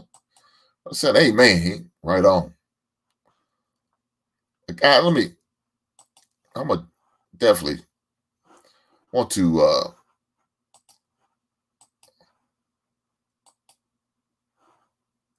drop this video, man, that I seen. And this video, I label this thing as she's a greedy bitch. I know some people may take offense to it, but man, just seeing this video and hearing it, man, I'm like, that's all I could think about. But here we go. I know he's studying and he's working part-time as well, but I just feel like in terms of finances, there could be a bit more from his side. What do you mean, like, in terms of, like, you want him to pay more bills, you want him to buy more food? Like, he does that already, but I just feel like if there was another means of income. He works in the health sector, so I just feel that going in 5 times a week for short hours, it could be better if the hours were actually put together. So it could be like maybe 3 long days instead of 5 short days, okay. And then maybe the extra 2 days find another source of income. What's your thoughts on that, Lucky? I think she's got an agenda, because why are you asking about my work when I could pay my bills? So Anna, what do you want from all of this? What I would like is for us to be at a place where we're financially stable, and I believe like he has the potential for that. It's just that sometimes he does seem to be a bit laid back or not actually communicating properly with me what it is that he's doing with money. There is money, it's just not enough. She wants those materialistic things. She wants to go out every week on a date. We do dates, we do spa, we do hotels, we do getaways, we do concerts. But it's never enough. So, man, brother, I ain't gonna lie, I blame you for this. You know why? Because you didn't have a conversation.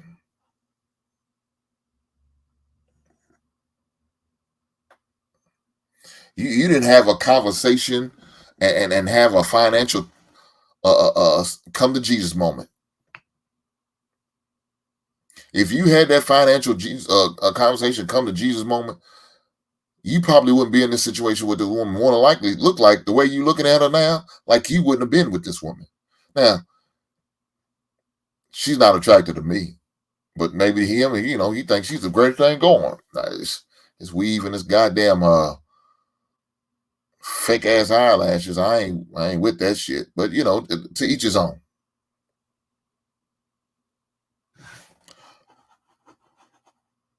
Man, I say she needs to be watching this stream. Goddamn, yes.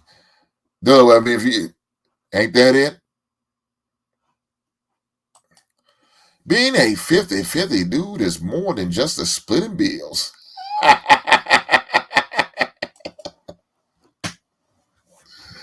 Oh man, let me get ready to drop this link for anybody who won't come up and just have the conversation, man. I love to hear y'all perspective, y'all.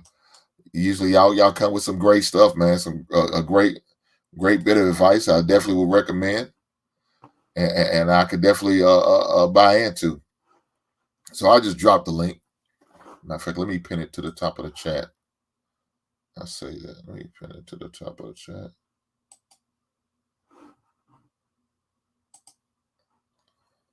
And we can go.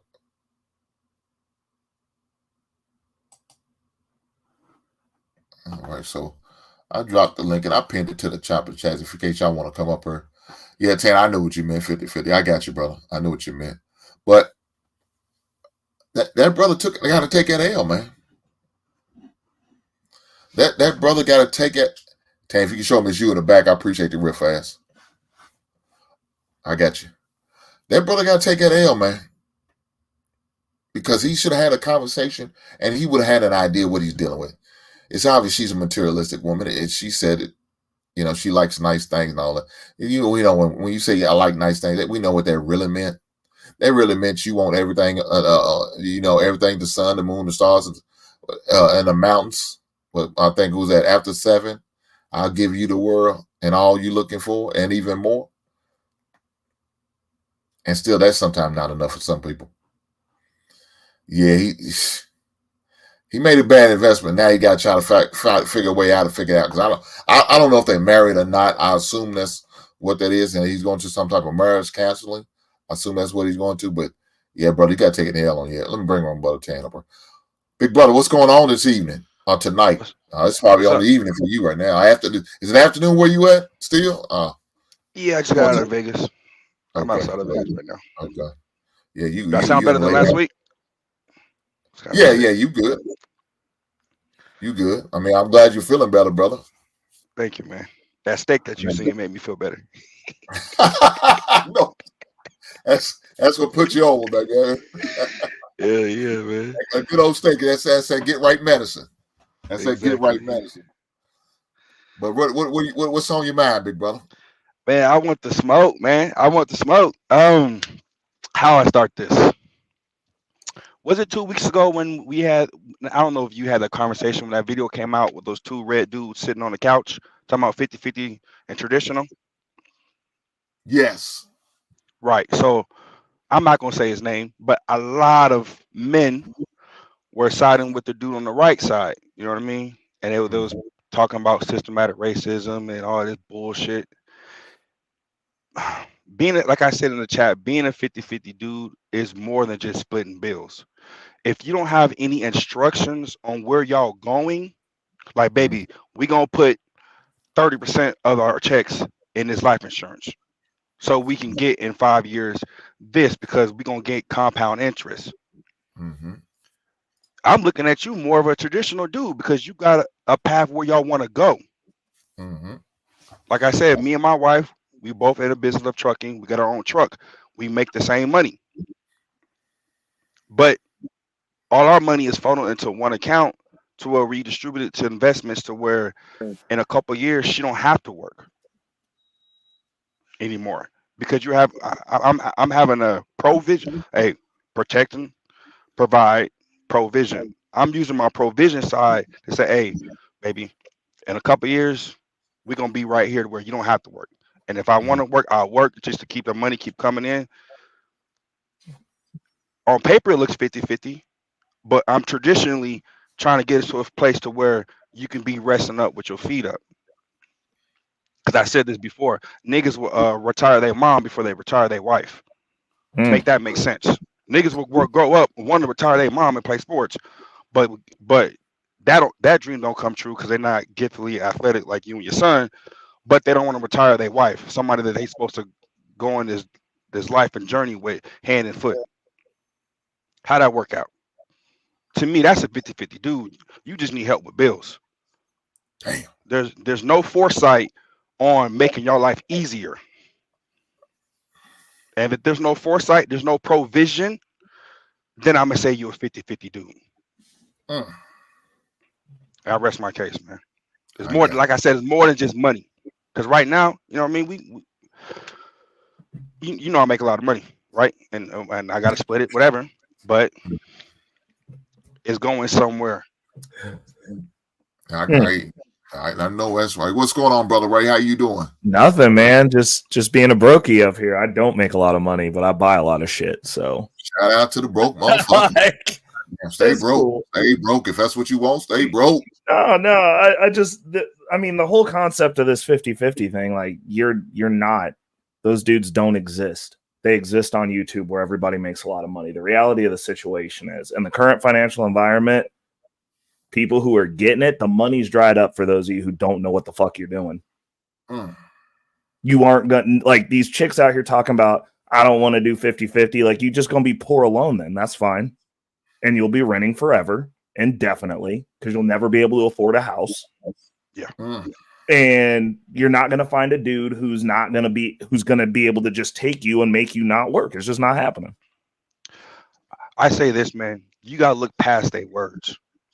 They talk a lot of shit, but they don't really mean it. What they really mean is they really mean leadership. Right. Let me No, but my question is, how many of them can be led? They can't even be led. They don't, like, how can you say look past their words when you're talking about a species of people who aren't held to any type of human standard their entire lives? They can't assess value. They can't assess value at all. We'll have the high value male conversation. How do you even assess that? How does a woman assess that? Because amongst men, we measure things. We can go, cool, let's break down assets. Let's talk about that. What do you own? What's your net worth? Measurable. These chicks are talking about, I feel and I want to be happy, which is fair because women and children do get to be happy. But when you're assessing your life partner and they have no retrospective value, that's the reason they keep getting tricked off and tricked by the dudes who are renting cars for the weekend at the club, getting busted down and impregnated, and then getting stuck holding that L forever. Right. Like, hold on. Hey, man, hold on, man. What you saying, man? It ain't cool to rent car. What about renting rims? Can we rent rims? Hey, bro, man, these dudes will rent their whole lifestyle until you see them in the drive-thru at Mickey D's. God. Talking about hand me my bag, bro. What happened to you? God. I mean, it's the truth. And like me coming, like I'm blue collar, bro. Like I'm part owner of the business I work for. So I own a piece of my job. And, you know, like we have the conversation about how much you're supposed to make. It's just that people are brutally not financially illiterate. I make under six figures. I'm getting ready to start shopping for my second property. Y'all are making excuses and want to throw payments. I'm like, what assets do you own? Do you own a whole Bitcoin yet? You missing that boat too? Like, if we're gonna talk about measurable metrics, then let's talk about measurable metrics. But it's like people want to get to the mountaintop and then throw it in the people down behind them's faces. And people want to listen to that, but they don't want to listen to the people that are giving the game as they're doing it. Because like a lot of stuff, like the Dave Ramsey plan is great for learning how to manage a budget. It does not work right now. If you're going to save cash and buy a house cash, you are never buying a house and you will rent forever because they're going to keep raising your rent because that's what's actually happening. Yeah, you're competing with BlackRock. They will.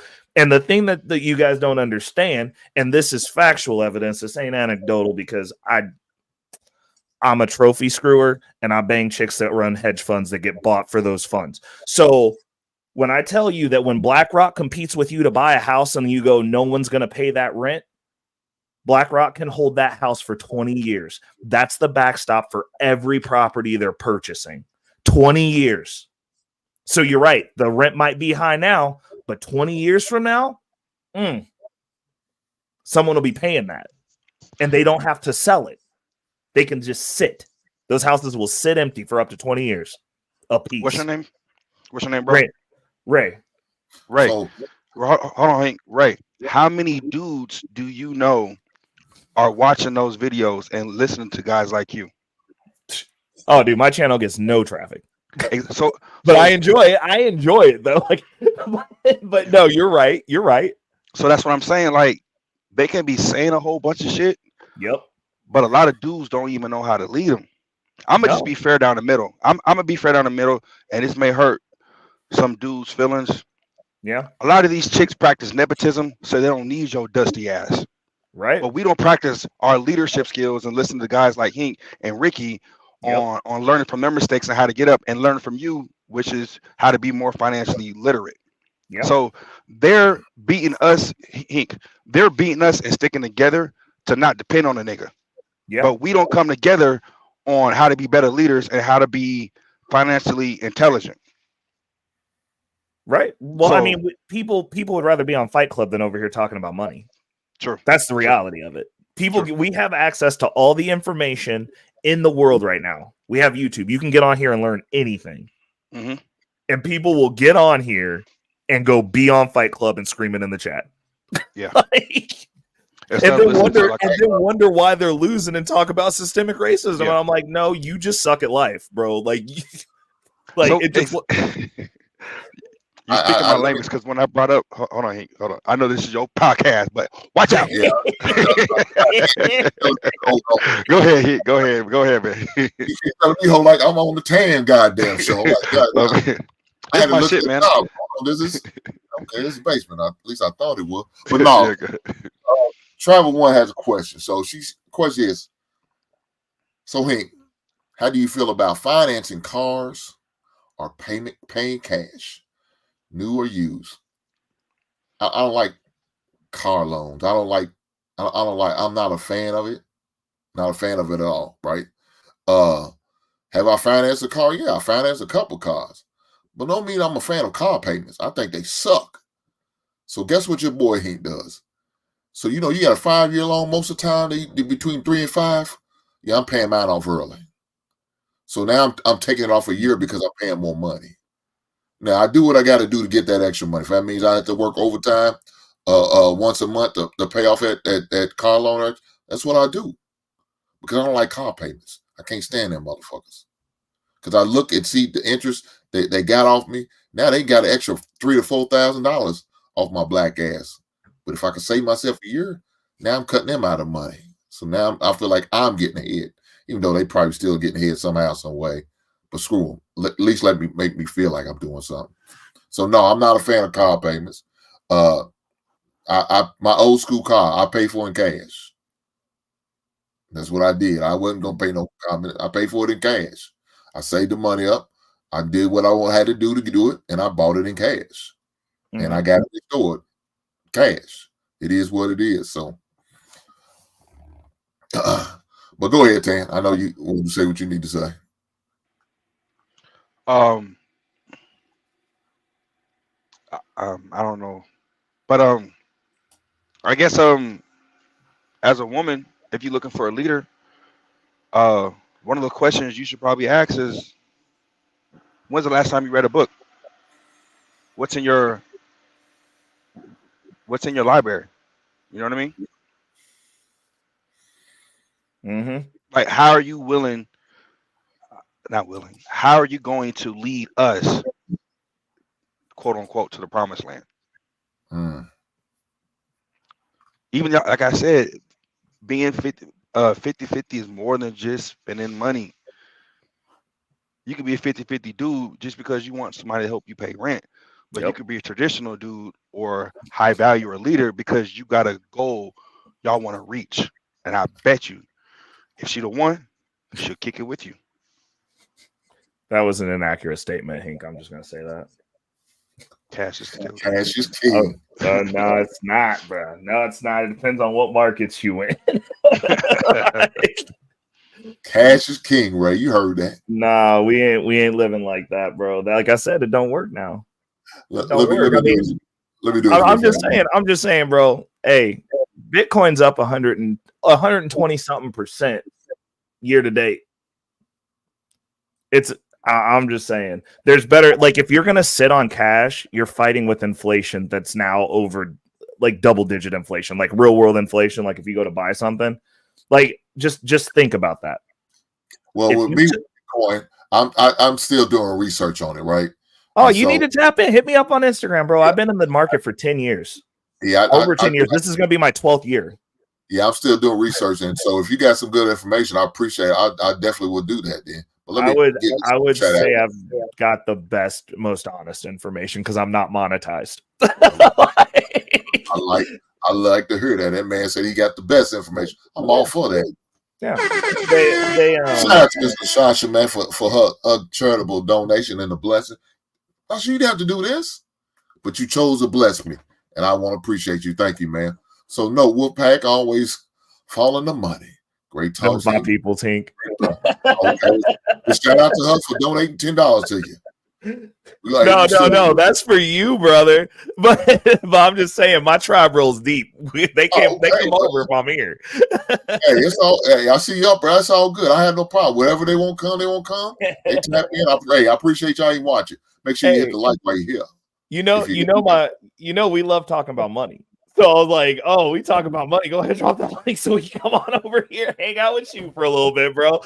But look here, man. Look, if you got any ways of bringing some more knowledge about money to my presence, I love money. Money, my friend. Oh, look, my crypto people are showing up too. Look, I told my people, I said I give up some ass over some money. Oh, Jesus. Fuck that ass. I want some money. Oh my goodness. I come back and make love to you on top of that money. And shit, it's all good. It's all good. But no, go ahead, Ray. I didn't mean it. No. I was gonna answer the question. I 100% agree with you on the car loan thing. But me personally, like I said, I do a little bit. I navigate a little bit different. I'm a heavy utilizer of cheap money. I use all debt possible, every bit of it. So for me, I finance every single car, but I do exactly what you do, which is pay it off early. But there's an intent behind that. It's not that I can't afford the vehicle, and it's not that I couldn't afford to pay it off. But the way that I look at it is, for me, since, like I said, most of my net worth is in cryptocurrency. So I look at everything from that metric. So if I were to pay cash to pay off a car or to pay off a house, that's money that's no longer in the market making 100% a year on average for me. So I go, that's a loss of money. So I will take this car, and like you do, I was like, I'd rather front load and get normally I only do 3-year notes. I try to pay it off within a year and a half or a year, but like I like to free up that cash to be in the market, you know. But it's about doing it with intent. It's like most people, when they spend money, period, there's no intent behind it. They just go, oh, well, I want that. I'm going to have it now. And so, like, for me, like the way that we try to do things over in the Wolfpack is I tell everybody, we finance assets, appreciating assets. Like we'll take debt and buy that. But all the creature comforts, all the nice stuff, you pay for that yourself. You pay for that with your money. You don't pull out debt to go on vacation. You pull out debt to buy assets because they appreciate in value. And if you can pull out cheap debt, like me personally, I got good credit. So they're still sending me right now, my credit's so good, they're still sending me 0% cash advance opportunities. And we about to make a play on one because there's no reason not to take that. I'm like 4%. I can turn that into at least 100 specifically this year, more than that. I'm like, we're going to go take that money. We'll use it. We're going to go buy assets and I'll pay it back out of the budget that I have that goes into buying assets. But it allows me to front run the money. But it's a breakdown in how people look at money. And the issue is the money that we spend, like when you're talking about like dollars, like what you spend to go buy a burger, like what you spend when we save money doing the Dave Ramsey plan. It's actually counter the way fiat money is intended to work. It's called currency, current flow, which means that, like, if that money's sitting stagnant, it's no longer making money. So like the gamification that they do with currency that they don't teach you, it's a half truth. They're going, you save your money. Now, if I'm expanding my wealth exponentially using debt and then just paying it back with the money that's flowing, now my money's flowing and I'm chunking forward, and you're saving to make the one purchase with your cash, fighting inflation every step of the way. Let me ask you a question, Ray.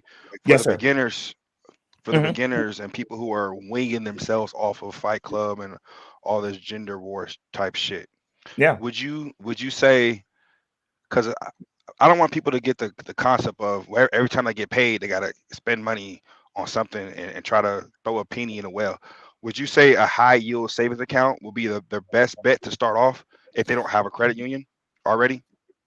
It's better than nothing. I mean, honestly, and to Hink's point, having any plan is better than nothing. Because if you have no plan, Most people will literally spend their bank accounts like whatever you're like. Here's a crazy one for you. Whatever you're used to opening up your phone, whatever number you're used to seeing, no matter what you do until you break that, you'll go back to that number. So if you run your bank account down to zero and you're used to seeing $0, saving up $100 is damn near impossible. Yeah. It's really hard. The hardest amount of money I've ever saved up was the first $10,000. Seeing 5 digits, like my brain glitched out until I got used to seeing it. Like you have psychological barriers that are like your means that's what's normal for you. It's like if you wake up and your room's a mess, that's normal for you. How long did it take you to figure out how hard it was to save 100,000? Because that's like there's so many videos on that and books on. I don't know about books, but there's so many videos about saving the first 100. You know what I mean? Because that's the one I'm on right now, saving that first 100. So for me, and like by no means am I rich. I'm a 100,000-aire. But the first it's hard, the bro. first breaking that 6 figures was honestly, I didn't save it in cash. It's in net worth. So like not the last Bitcoin bull run, but the bull run before that.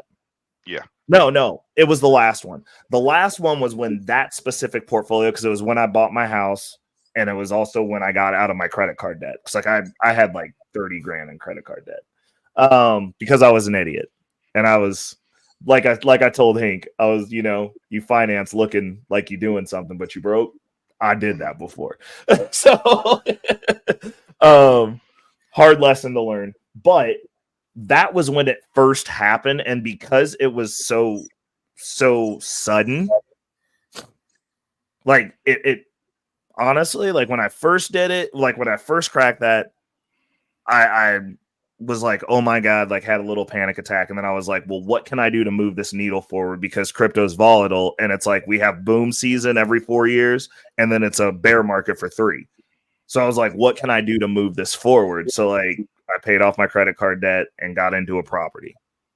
Like, yeah, that was my thing that I did. And then after that, it didn't matter anymore. Like because as soon as it got to that point, it just becomes math. So like me personally, and this is what I do so that I don't care, is I make it a game. I'm just like, okay, like what Hink was saying when he was talking about you got to do your finances every month. I literally do my net worth assessment and break down everything at the end of every single month. Every single month. So I know if I had a good month and why, and if I had a bad month and why. Because do you have a financial advisor? Huh? Do you have a financial advisor? No. Are you planning on getting one? It depends. I'm currently in the process of trying to get into a private banking relationship with Citibank. And if I do that, they provide the service for free, which will be a good health check. But and this is specific to me because of the market that I'm in.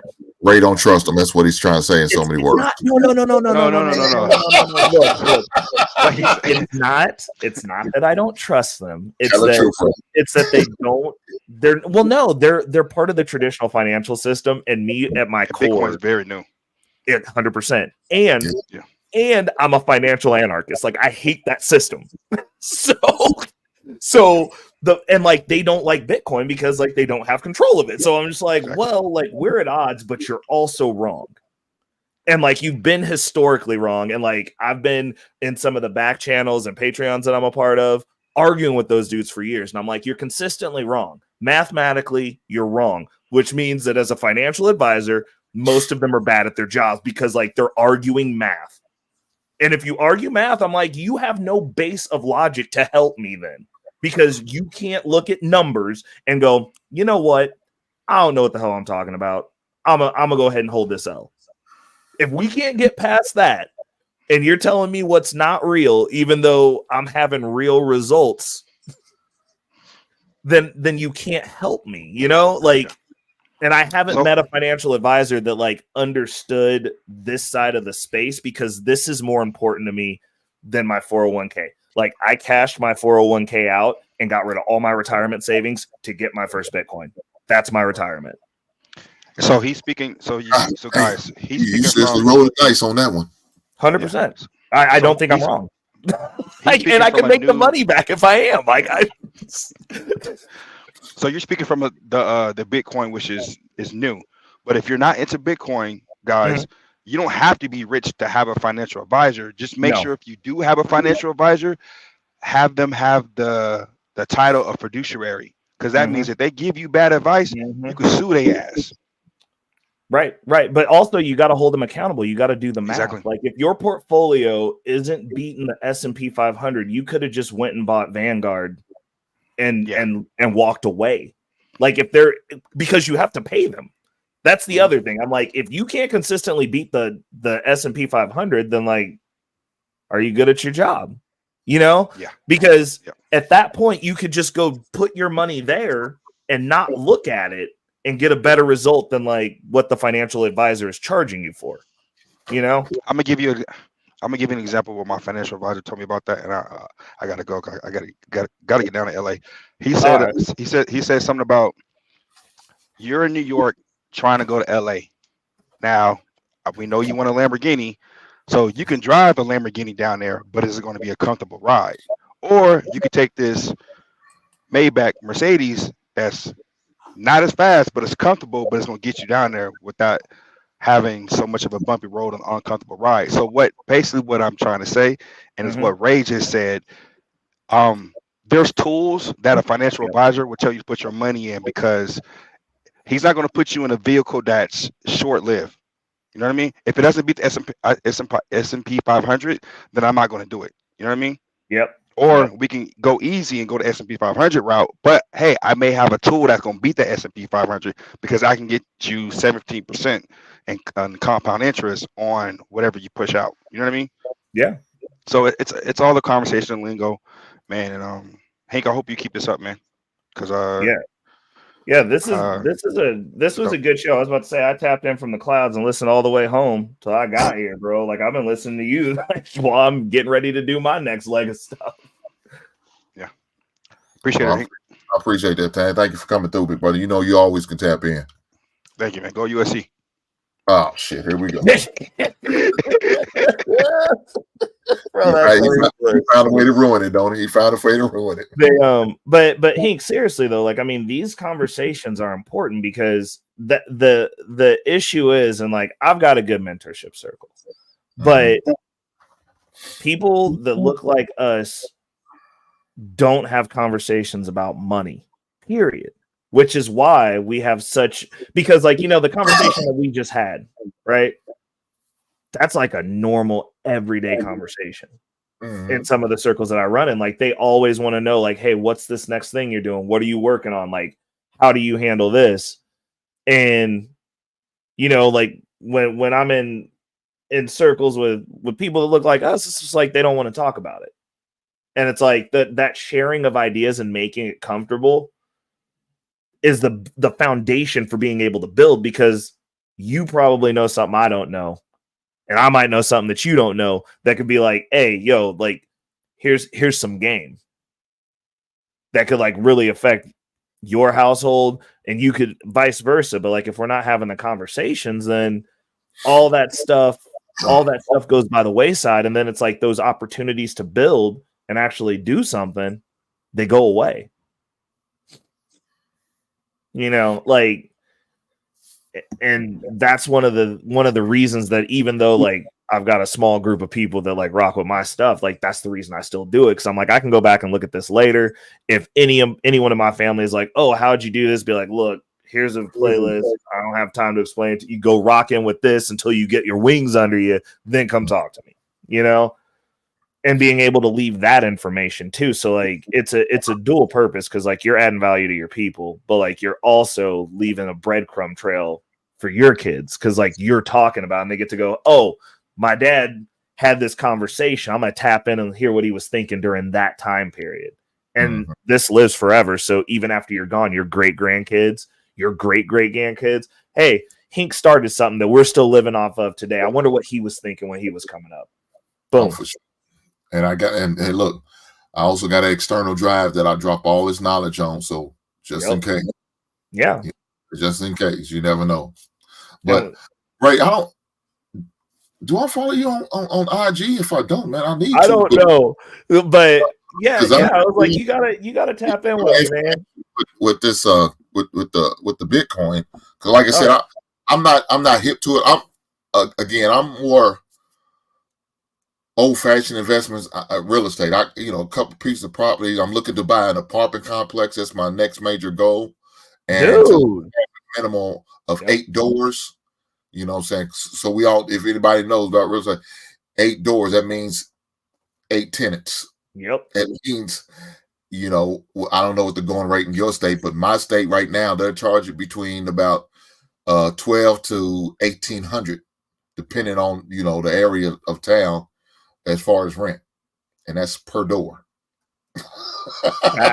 That's what I'm talking about. And I mean, so that's my next venture right now. That's what I'm the next move I'm looking to make.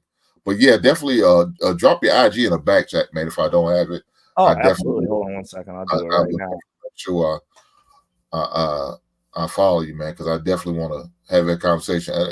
Look, that's just more streams of income. I'm always wanting to get into. I'm all about diversifying. Yep. So I'm not at the age yet where I'm to the point where I'm not shut off to do it. I know some older people may, I don't want to get into it.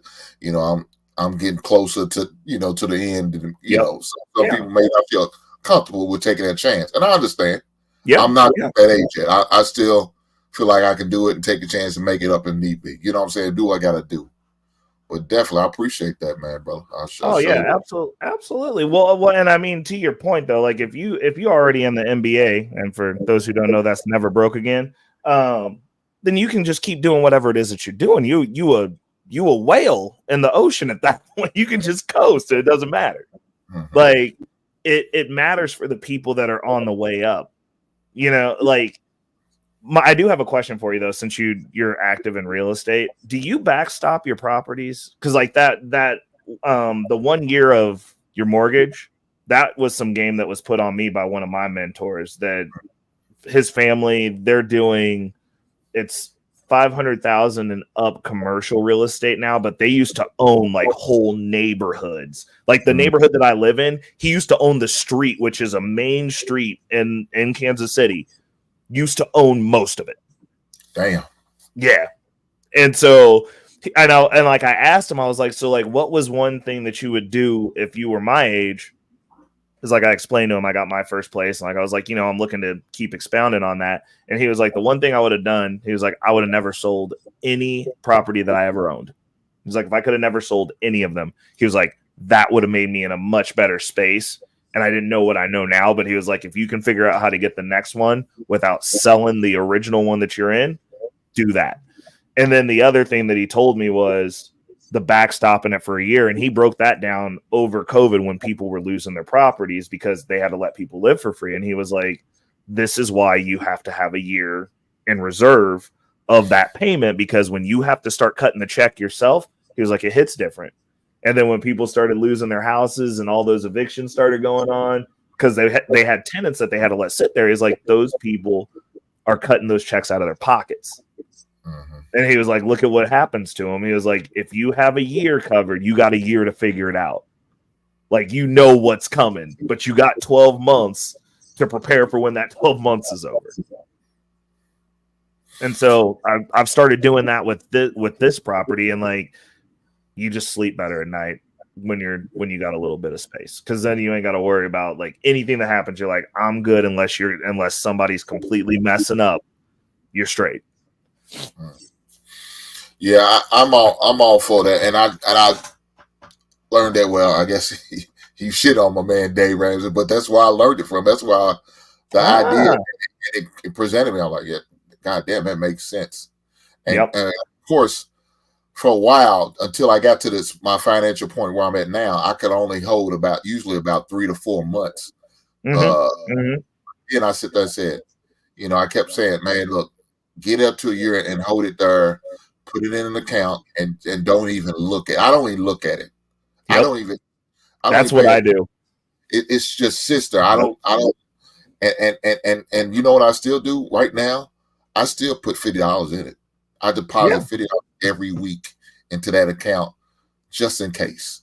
Yep. You know, and I don't touch it. Now I had to increase it a little bit because of, you know, inflation and all that went up, but I did what I had to do. Yeah. And I don't even look at it.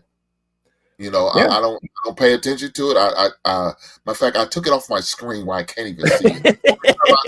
Only time I see it and I don't get paper statements, right? I get online statements. That's the only time I can see it. But when I log online, I don't even see it. It's there. I know it's there. I don't see it. But when I actually go into electronic statement, there it is, and I know what it is. You know, because I don't want to be tempted to say I don't pick it out because I'm trying to do this for this investment. No, it's there. I don't need to use it unless I need to use it. So the rest of my look, one beautiful thing. My first home is the one that I ran out. Then I got one I inherited and I ran out. So those are both. You know, only thing I do, the one I heard, I just pay property tax on. Yep. So the tenant pays 2 times the amount of because look, my first house was my rent was like $505. I mean, I remember when I was in an apartment, my apartment cost more than my rent. I'm like, God damn. And so now I'm saving $50 every month compared to while I was in my apartment, paying $550 to only paying $505 for my house payment. So it is what it is. But now I make double that amount. And again, I tell people you need to put that in a separate account so it doesn't get messy. Yeah, it doesn't get messy because at the end of the day, it's still a business, you know. And so you got to treat it like a business. So I got a business account for my rental properties. That's how I do. And I each account has one title under it, but they have different addresses, and I put the addresses as my account title. The name of my account is the addresses of my accounts. So I keep everything separate. Do you have them set up under an LLC? Not yet. No. So there's that, but the other thing that I was thinking, you're actually managing those properties yourself, then, right? Mm-hmm. You should make that an LLC too, because then you get all them write-offs. Because then you don't have to worry about them dealing with you. They're dealing with the management company. You make yourself a shirt, and now you've got an actual business where you also have that. I do have a management company where I pay them to get my rent and all that. Only thing I do is just. Oh, okay. Because I was about to say, I was like, if you're collecting it yourself though, and you set up an LLC, yeah. No, I did that. And it became a headache where, you know, one of the tenants tried to tempt me with sex and sexual favors. That's because you be showing up with that crispy beard, bro. You gotta send a tweaker out there to get the money. Shit, man. I said, look, what I look like letting you, you know, top me off and the rent still due. What the hell? Bro, they got a Tubi movie where they doing that now. Look, man, it was to the point I had to take my ex-wife with me a couple times. Oh no. Everything on the up and up, man. I said, man, we're not. And I said, look, I'm done because you know her schedule was she couldn't go with me, and I said, look, I don't want no issues. I hired his management company. You know, I pay him I think it's like $150 a month. You know what I'm saying? So it's not bad, and it's the headaches I don't have to deal with the credit reports, credit check, and all that other paperwork. I ain't got to worry about it no more. Only thing I need to do is just, you know, they get their portion, I get mine, and guess who's paying for it? The tenant. Because I'm raising it up on you. You're gonna pay. You're gonna offset this amount. And so you go take care of this. Yes, blame it on the person to try to get some heads, bro. Be like, this is Trisha's fault. Blame $100 more a month because this individual trying to give me some heads. So that's your blame it on her. You won't get it. You know, that's the most stand-up thing that's ever been said on YouTube right there. Oh, damn, man. That shit's crazy. And I'm like, dude, man, look, I'm sure, her doing it wasn't the first time she offered her landlord that, and I'm sure some people took up on it. 100%. She wouldn't have offered. I do. But, hey, man. No, but he, you should do a breakdown. Have you done videos on that before? What's that? on like your journey into the real estate space, like your adventures in that. Like that's also some good content, man. Those are some easy ones. And well, the thing about it is, I'm starting to do more and more. Like I put a couple videos up of me doing like some minor repairs and shit like that. Yeah. And stuff like that. So I'm starting to do that. It's just, it's about having the time. Yeah. You know? No, I see that too. I'm trying to make sure I be consistent every week and talk about some stuff. But yeah, that's definitely the market that I definitely want to have a conversation, start talking about that more, and talk. And matter of fact, I'm about to, if everything goes through with this, like I said, this apartment complex, I'm gonna make it a documentary. You know what I'm saying? That'll be awesome. I'm definitely documented. I got some things already documented that I've done, but I don't want to, put it out there until the ink's dry on the paperwork. You know what I'm saying? Yep. And then I'm gonna go from there about who interviewing people on who I'm gonna have doing the contract work, any repairs. I got a guy, but he doesn't want to take on the job of doing a job that big, especially. I got you. Yeah, he's not willing. He just don't have the time because he works a full-time job and he does like the shit on the side, like like he's like a all-purpose handyman. He does electrical work and plumbing work, so some drywall and carpentry for me. So I don't want to definitely spread them too thin doing that. I tell you what, man, the tradespeople, I know, because like we're at 6 days a week right now. We're so behind on these houses, and like we only deal in $1 million and up houses, so every house is just gigantic. And you're just like we have like a whole project that we're doing for this artisan tour that we've wired Friday and Saturday, and our outfit runs Monday through Thursday, and we do 410s Monday through Thursday, and then Friday, Saturday, we're hitting this house with whoever wants some extra money. And they're just like, man, but it's coming along really well. And like, we're almost done. And they're like, did we seriously do this whole house on Fridays and Saturdays? So I'm like, just about. What are y'all flipping them? No, so I'm in the home automation field. So we do control systems. So like when you look at like movie theaters, whole home audio, access control, security camera, video, stuff like that. Really expensive version. Like, so one of our projects that we have going, like I had to go wire in and do like the final eyes on a design for $150,000 in-home movie theater. And that's just the movie theater. That's not anything else. So we do projects like that, but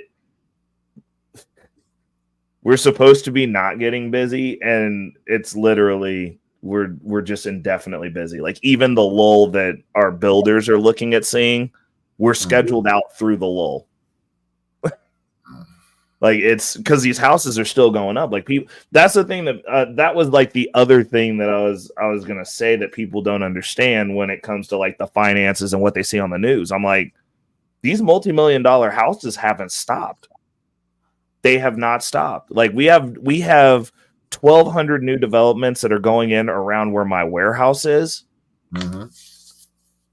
That are neighborhoods that are all going to be $500,000 and up. And once they start building, I guarantee you a few of them are going to turn into $1 million neighborhoods. Because what happens is you'll have an area where they're like, these houses need to be $500,000 and up. And some a-hole will go in and buy 2 lots and be like, I'm going to build a $4 million house in there. And then another person will be like, oh, you got a $4 million house? I'm building a $6 million house. And the next thing you know, I'm not even joking, we did one of these neighborhoods towards the finalization of the neighborhood.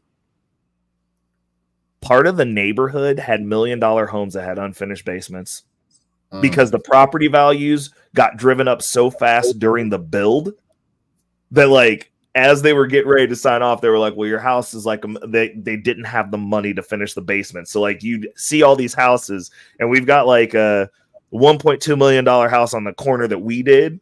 And then I went and checked next door on their finishes. Basement's unfinished. $1 million house. Next to that one, basement's unfinished. $1 million house. I'm just like, oh no. People's ego, boy. Hey, man. God damn. It's you see some wild stuff, but like the money never slowed down. Like during COVID, when they made everybody stay home, rich people didn't want their houses not getting done. Like I was showing up to job sites over COVID, getting the city called on me every day. Every day when I pulled up, get out my van, go into the house, and they're just like, the neighbors would come out and be like, "You're not supposed to be out here." And I'm like, that's not what they told me. The mayor of the city that I was working in was getting his house done and just didn't answer the phone. Because if he would have shut it down, his but y'all could have fell up under the umbrella of what was they calling it? The something workers. The essential workers. Yeah. And so, but the issue was they never actually classified any of that. They just let us keep working. And then the mayor was like, I don't want to have the conversation because the citizens were upset. Because like they were upset that they were seeing us outside. Obviously, these people are sitting home like losing money left and right, and we're out here killing it. I already know because my neighbor got a pool put in, talking about he was an essential worker. What the fuck was essential about getting a goddamn pool put in? Nothing. Luxury, my friend, luxury, and they was not like we were. He probably about 3 houses. I call my neighbor like 3 houses down, but he got a whole pool put in. I'm like, well, he talking about they essential workers. I said, bullshit. But the reason why, because they had some type of construction. Yep. There you go. I said, okay, well, I said, look, I don't give a shit. I ain't gonna report you. I can give a damn less. I made most of my money doing that time. I ain't gonna lie to you. Oh yeah. That's the thing. It's like when we talk about like what fields you're in, like that's specifically one of the reasons that I got into this field when I did. Like I've been doing this. Actually, I've been doing this for 11 years. Like, so about the same time that I was getting into Bitcoin, like a little bit like I was doing this too. But that was one of the reasons I got into the field because like I needed to build a network and there was no way that I was going to get to talk to any of the people that I get to talk to now. Like ever. Like I worked in mental health field, but I had access to the people there, but there's not a lot of super rich people in that field. Like even the people that like run the place, they're like, they get paid well, but it's not like they're like super rich until they retire. So I was like, you get into a field where you're talking to people that own insurance companies that like serve the region. Like one of our clients was the guy. Have you seen are you in the Midwest? Yeah, I'm in Kentucky. Well, do you guys have Kentucky huts there? Like the Kentucky Fried Chicken with the Taco Bell and the Pizza Hut, or the Kentucky Fried Chicken and the Taco Bell? Yeah. So one of my old clients owns all of those in this region. All of them. So like he's like, oh, if you see one where they're attached, it's his.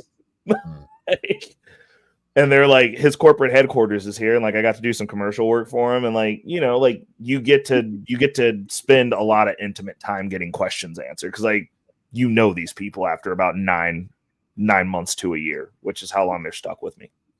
So it's you get to see how stuff navigates, you get to see how stuff actually functions, and none of them are on YouTube telling everybody they're rich, so you get like a good basis of comparison. Look, your man Angry Snow Man. Look, he said also Evil Lynn, Beast Man, Trap Jaws, Skeletors, Tila. Oh, he's looking at all your pops and catching figures back there. He done zoomed in, bro. Look here, he wants to know where my He-Man is. He-Man's up there. He's right next to Skeletor. Oh yeah, he is to the right. Look to the right, Angry Snowman. I don't know what he's seeing. No, you actually put them in. Yeah, they are in order. Okay. Yeah. Well, he's up there. I don't know what the hell he talking about, but yeah. And the Kiss Collections, it's a McFarlane series. Dude, my business partner would be so jealous about that. He has like all the I think it's like the $250 or $300 the Mark Iron Man. He collects stuff like that, and he is obsessed with Kiss. Like he goes VIP to Kiss every time he can go see them. Like it's crazy. Actually, we're getting ready to go to Pantera. He ordered his tickets today. What is that? It's a Pantera? metal band. Like we're both like I listen to a lot of rock music, but yeah, we're like those Kiss figures, bro. I might have to grab a screenshot of that and just be like, bro, somebody competing with you about these Kiss figures, bro. He got all of them. I went to I think it's probably about a couple weeks ago. Yeah, I think it was like middle of October, and I went to a record store, not a record store, but a record convention, and they had this Kiss figure. They only had one of them. I don't remember which one. My lady pointed out to me when we was she said, "Look at this." I looked at it, and I was looking at the price. I said, "Man, ain't no way I get it." He damn near I think want $300 for that damn thing, and I was like, "There's no way. There's no way." It's only one. What the hell I'm gonna do with just one? Now I gotta come out and figure out how to find the other three. No. Oh, that's yeah. It was a life-size Gene Simmons. He's about to drag a life-size Gene Simmons. I'm like, it looked nice, man. I ain't gonna lie to you. I said, man, but now I gotta find the other three. And no telling how much they're gonna charge you to get them other three. I said, nah, I'm gonna sit this one out. Oh my goodness. I said, I like what I got, but just go with that one. But yeah, it was nice. It was nice. So but yeah, I do have He-Man up there, so man. Oh my god. But I don't know, man. It's crazy that that people not having these conversations more. I ain't gonna lie. No. Well, if you think about it though, I just don't. It don't make sense. It makes sense. It makes sense though. Why would you? And okay, so hypothetically, think about this. If you don't have money, what motivation do you have to talk about it? Because nobody really wants to sit there and be like, "Yo, I'm broke, and this sucks." And that's what I mean. Under normal circumstances, like that's what most people, the conversation is. And like I've had cats. I've had cats where they pulled me up because like I used to have like I got my little Lexus hybrid now that I love. It's the best car I've ever purchased.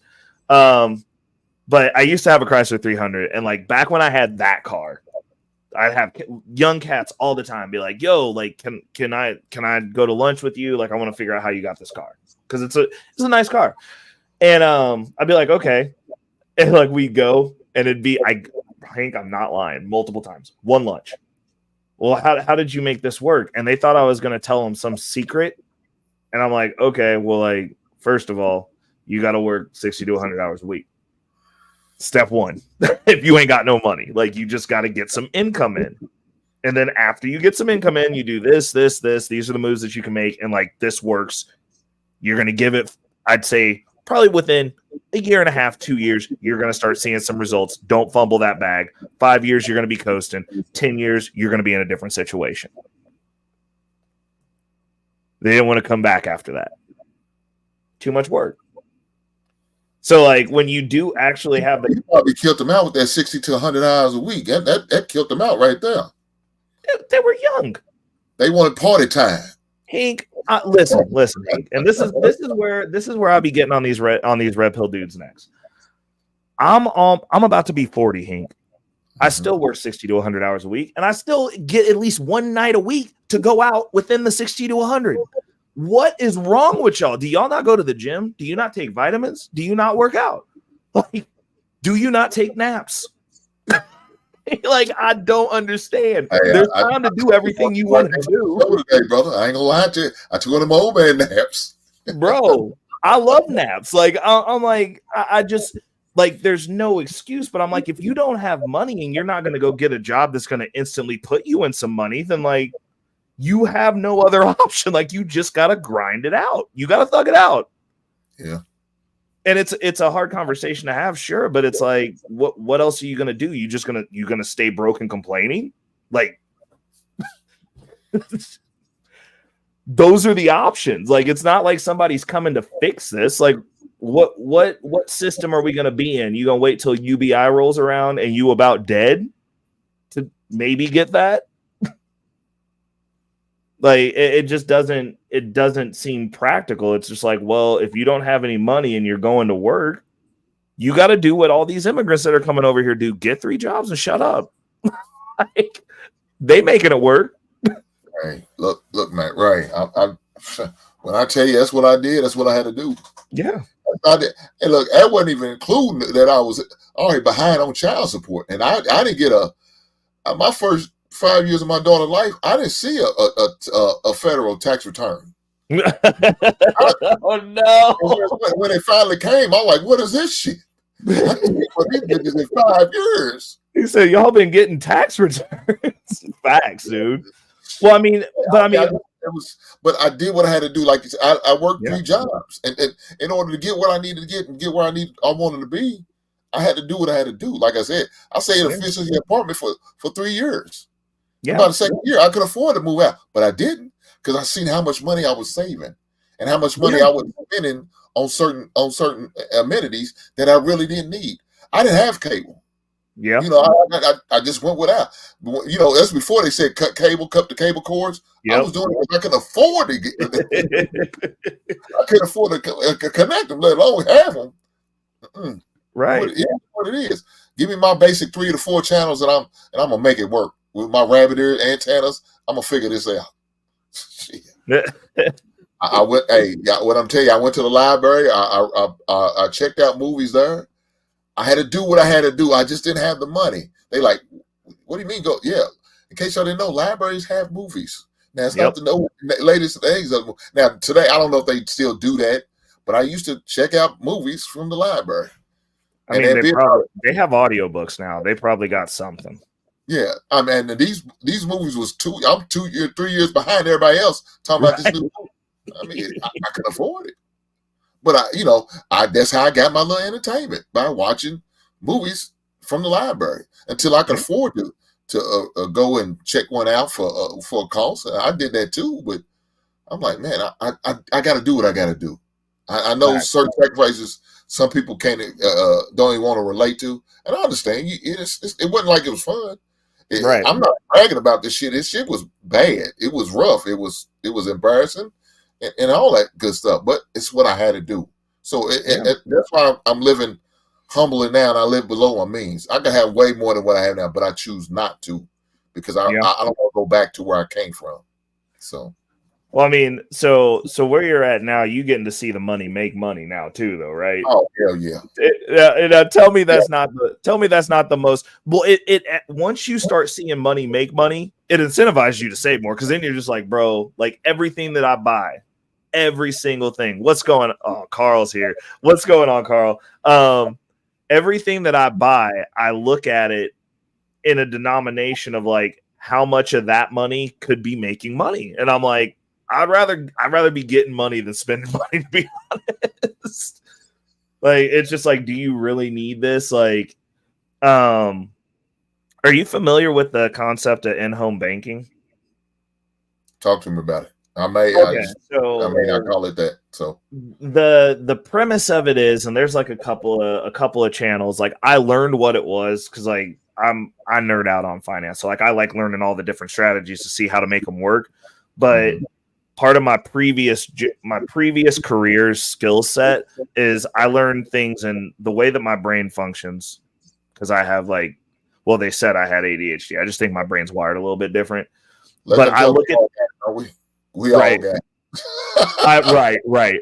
I look at things in the form of systems. So like if I can grasp the concept of something and understand how it works, I can apply it to anything. So like I can like when I got into crypto, I learned a lot about the traditional financial space. Like I was building out a portfolio. And when I decided that I wanted to do crypto, I went, okay, these systems that I've set up, I'm going to figure out how to do that here and make it work. And so that's what I did. So the concept of in-home banking, they use it based on your life insurance. And so like they do these big cash policies and you borrow against the cash policy to buy stuff. And then you pay back into the cash policy plus some interest and it builds up your life insurance. So you kind of have a pool for large expenses that you can fund yourself. But in concept, you could do that with anything. So like I learned how to do it with Bitcoin because the other thing is that's also how the wealthy keep from paying taxes. Because if you borrow, you can borrow against your portfolio if it's big enough. at a very low interest rate. So you basically get cheap money indefinitely because you have collateral, right? And then you just pay it back. But since you're not cashing out the asset, it's not taxable. Which is where like the play comes in, because you could build a very large portfolio, and if you can borrow against it, there's no tax implication. You can just get money because it's a loan. So I figured out how to do that with crypto. And so like that's how I paid my credit card debt and stuff off.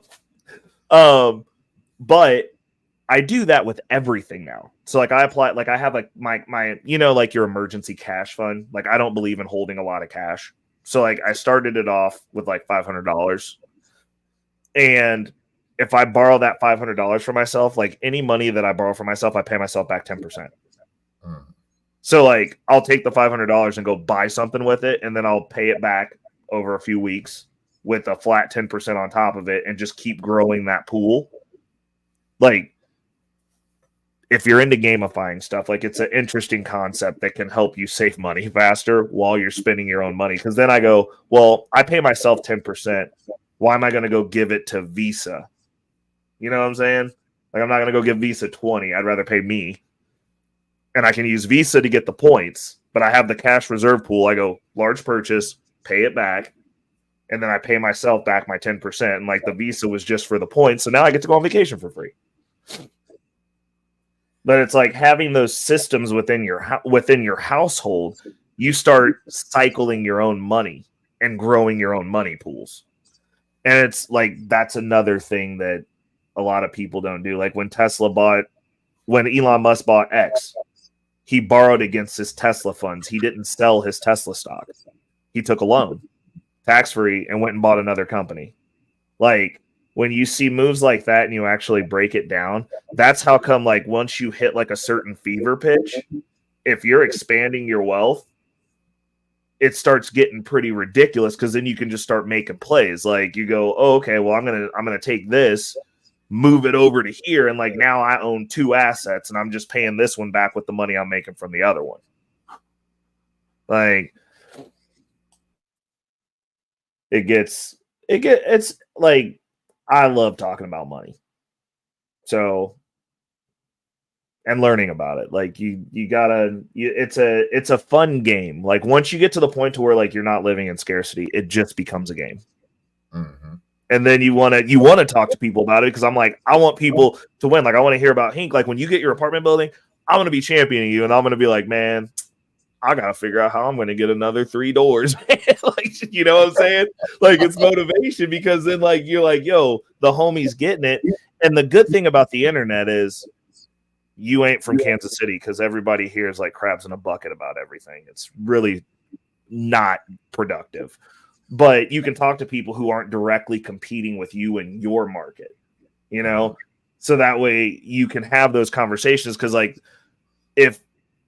when it comes to real estate, like you are directly competing with everybody you would talk to real estate about. So like they're going to keep stuff close to the hip. Like you can't have actual game about like, well, what's the strategy? And it's like, bro, you live down the street. Like I ain't trying to compete with you over the stuff that I'm getting. Like I'm not going to tell you. But like me, I can be like, cool, this is exactly what I'm doing, because like you don't live here. I'm like, he probably don't want to come to Kansas City. He like where he at. Like you know, like unless there were opportunities to do some deals and you were like, yo, I'm looking for an out-of-state property. Like let's swap an opportunity, so that, you know, because like that's another opportunity too, is networking with people outside of your space, because then you can go, yo, I'm looking to diversify outside of my space, out of my state. If you secure a deal in your state and go, yo, I'm going to talk to somebody somewhere else I want to be. Think of somewhere you go for vacation, for instance, because then it's a tax write-off every time you go on vacation. But like you link up with somebody there and be like, yo, I've got this opportunity here. I'm looking for an opportunity where you are. I just need one property. I come out there for vacation all the time. I'm looking to set something up so I can write it off. And you guys swap a deal. And now you've got, not only do you have a connection in that state, every time you go to your favorite place on vacation, you get to write it off. And like that's kind of the game that I play, is like I try not to pay for anything. Like I'm just like, how can I not pay for this? Said it's gonna be a tax write-off. Right. Every single time. I know that's right. Like, but then it becomes interesting because then like your whole network is useful to you. Like you have people around you that are useful and you're useful to them. Like I think those are the key tenets of a good circle of men. Like you got to be useful to the group, and then the group needs to be useful to you. Like nobody wants to hang out with somebody that's just constantly taking from them all the time. Like those aren't really rewarding friendships. If somebody just comes to you and they're like, "Yo, I need this. Yo, I need this."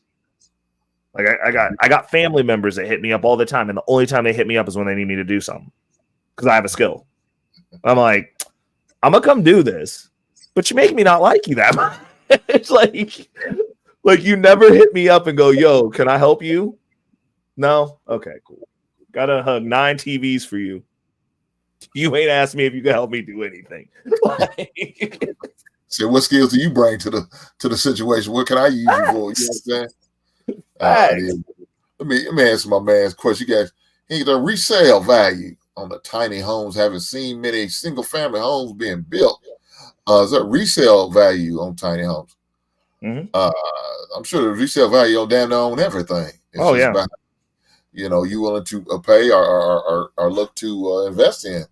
I got a buddy, man, named Luis. He does those tiny homes, man, and he talks about how nowadays that's what they're doing. Yeah, they're starting to pop up everywhere. I could see that, and look, if I'm looking to buy another house, buying a tiny home, I don't have no problem renting that out. Maybe make it an Airbnb for all I care. I mean, whatever it takes. Look, as far as resale value, I think there is. So I had that. That's one question for you. And will 25-year-old Hink take that money for the hunt? Nah. 25-year-old Hink would have thought about it for a minute. He would have stroked that beard and been like, Yeah, that's like before I got married, so I might have gave a thought see about that. I ain't gonna lie, but then I would have said I love money too much, so no, bitch, give my money. So that's my answer, brother. That's why I appreciate your question. I was not that responsible at 25. I was just starting to get my stuff together, but like, no. I would have taken the honey. I'm not gonna lie. Yeah. Like, I was a whole problem at 25. Yeah, at the end of the day, I want my money. So yeah, I need my money. I appreciate the offer. He said thank you. You would have gave him the girl club answer. Be like, thank you, but I need that. I need them ducats. I'm good. I'm gonna sit this one out. I'm gonna let you shake down your next landlord because you about to get evicted. You ain't gonna pay me my goddamn rent. But so yeah. Do you guys have straightforward eviction laws in your market? Because I know some markets it's not like I won't buy a rental. I won't do a rental like a long-term rental in Kansas City proper, like on the Missouri side, period. Because like you can never get them out of there. Like it's just a real pain in the butt. Well, fortunately for me, I tie the water bill into the rent. Mm-hmm. So if you don't pay a water bill, that water get turned off. That water turned off. It's inhabitable. You can't stay there. Oh, that's what I'm talking. Hank, you need to do a whole episode on that. That's you are out immediately. Now, some states don't that apply to. Unfortunately, I'm in a state that does. I heard out in California you can't do that. I said, I'm not. That's smart though. You put the water on it, so that way it's just like, yo, you didn't pay the rent. Everything's off. like you can't. What you gonna do? Like it's inhabitable. You got to get out. You got to go. Gotta go. You know what I'm saying? Like matter of fact, I ain't even got to evict you. I'm gonna go ahead and call the city and just let them know you in a house with no water. Exactly what I did. That's exactly what I've done it. I have no problem with doing that. Look, I tell them this. I reported somebody's Section 8. They said, well, what about them? I said, I don't give a shit. That's their problem now. You should have paid your money. You only paid me $250. Mm-hmm. You only paid me $250. Government's paying the rest of it. The government paying over $800. You couldn't pay me that $250.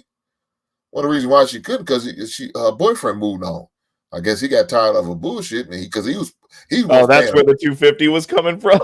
Like, he wasn't supposed to be And there, right? look, I could report you right then and there. I could Yeah. report you because he's not on the voucher. Mm-hmm. Right? He was already wrong. I let the shit slide. But now you messing with my money, man. Yeah. You're not doing this. So yeah. I had to call the people. Somebody, they kiss my ass. This came to my money. Call me what you want to. Shit, I gotta get paid. Bro, I like you, bro. You exactly like me. You like, hey, bro, this ain't a game. Man, shit, you better not be. Your ass gonna be out in the cold. Ray, I'm not doing that. I'm not doing that. What we say? Learn so much. Great shoot. Great show. I guess he meant great show, gentlemen. I got you. I appreciate it. What's it, my man Mo Freestyle Life? Is that how you pronounce this? His name? All right. Yeah, Moy Freestyle. I'm giving him the link over to your stream because I was like, I'm not monetized yet. So anybody in the Wolfpack that want to throw some money this way, give it to Hank. It's his show. So I just put Moy. I just responded to you in the chat with the link to the main stream, which is Hank's channel. Throw the super chat over there. He deserves it because he's facilitating this conversation. That's the way we roll over here. Yeah, Wolfpack. We roll credit where credit's due, bro. This is all for you. Yeah. That's all good. I appreciate that. I thank you. What's going on, Daryl? What up, Daryl? But yeah, I don't know why it's like a taboo thing for us, especially our people, man. That's what's so disturbing so much, man. There's so much we can benefit from. With this knowledge of money and financing and all that good stuff. We just got to be, be open and willing to learn and listen. Facts. You know what I mean? And not only that, you need to think about your future. My son and my daughter, they're going to each benefit.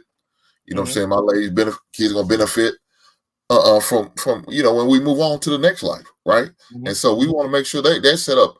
So if that means I leave your house, y'all already into the plus. Yep. Y'all got to worry about going to get a home loan and all that stuff. You already said so. All that money you saved and being saved up could be invested on something else, onto your kids' future. You know what I'm saying? Invest into their college fund. And if they don't so happen to need it, just like my son didn't need his, hey, use that money. If you want to buy a car with it, then do what you need to do. That's what I told him. I said, take that money, buy a car with it. You know what I'm saying? Use that money to buy a car if that's what you need to do. Now, of course, we'll see. He at the end of the day, he's gonna have to make the decision because it's his.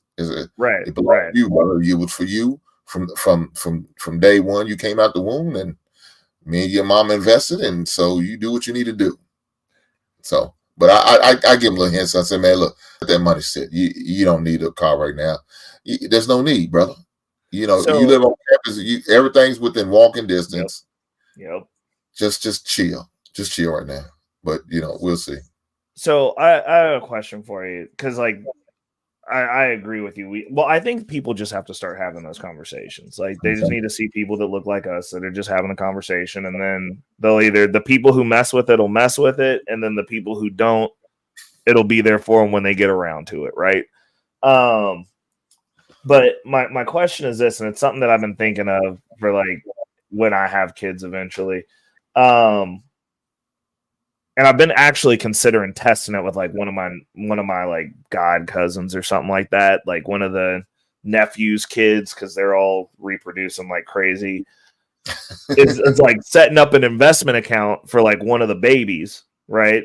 And then as they age up, like once they, maybe like about like 9 or 10, start making them manage it and be like, look, like we built this for you, like this is how this works, so that way they can.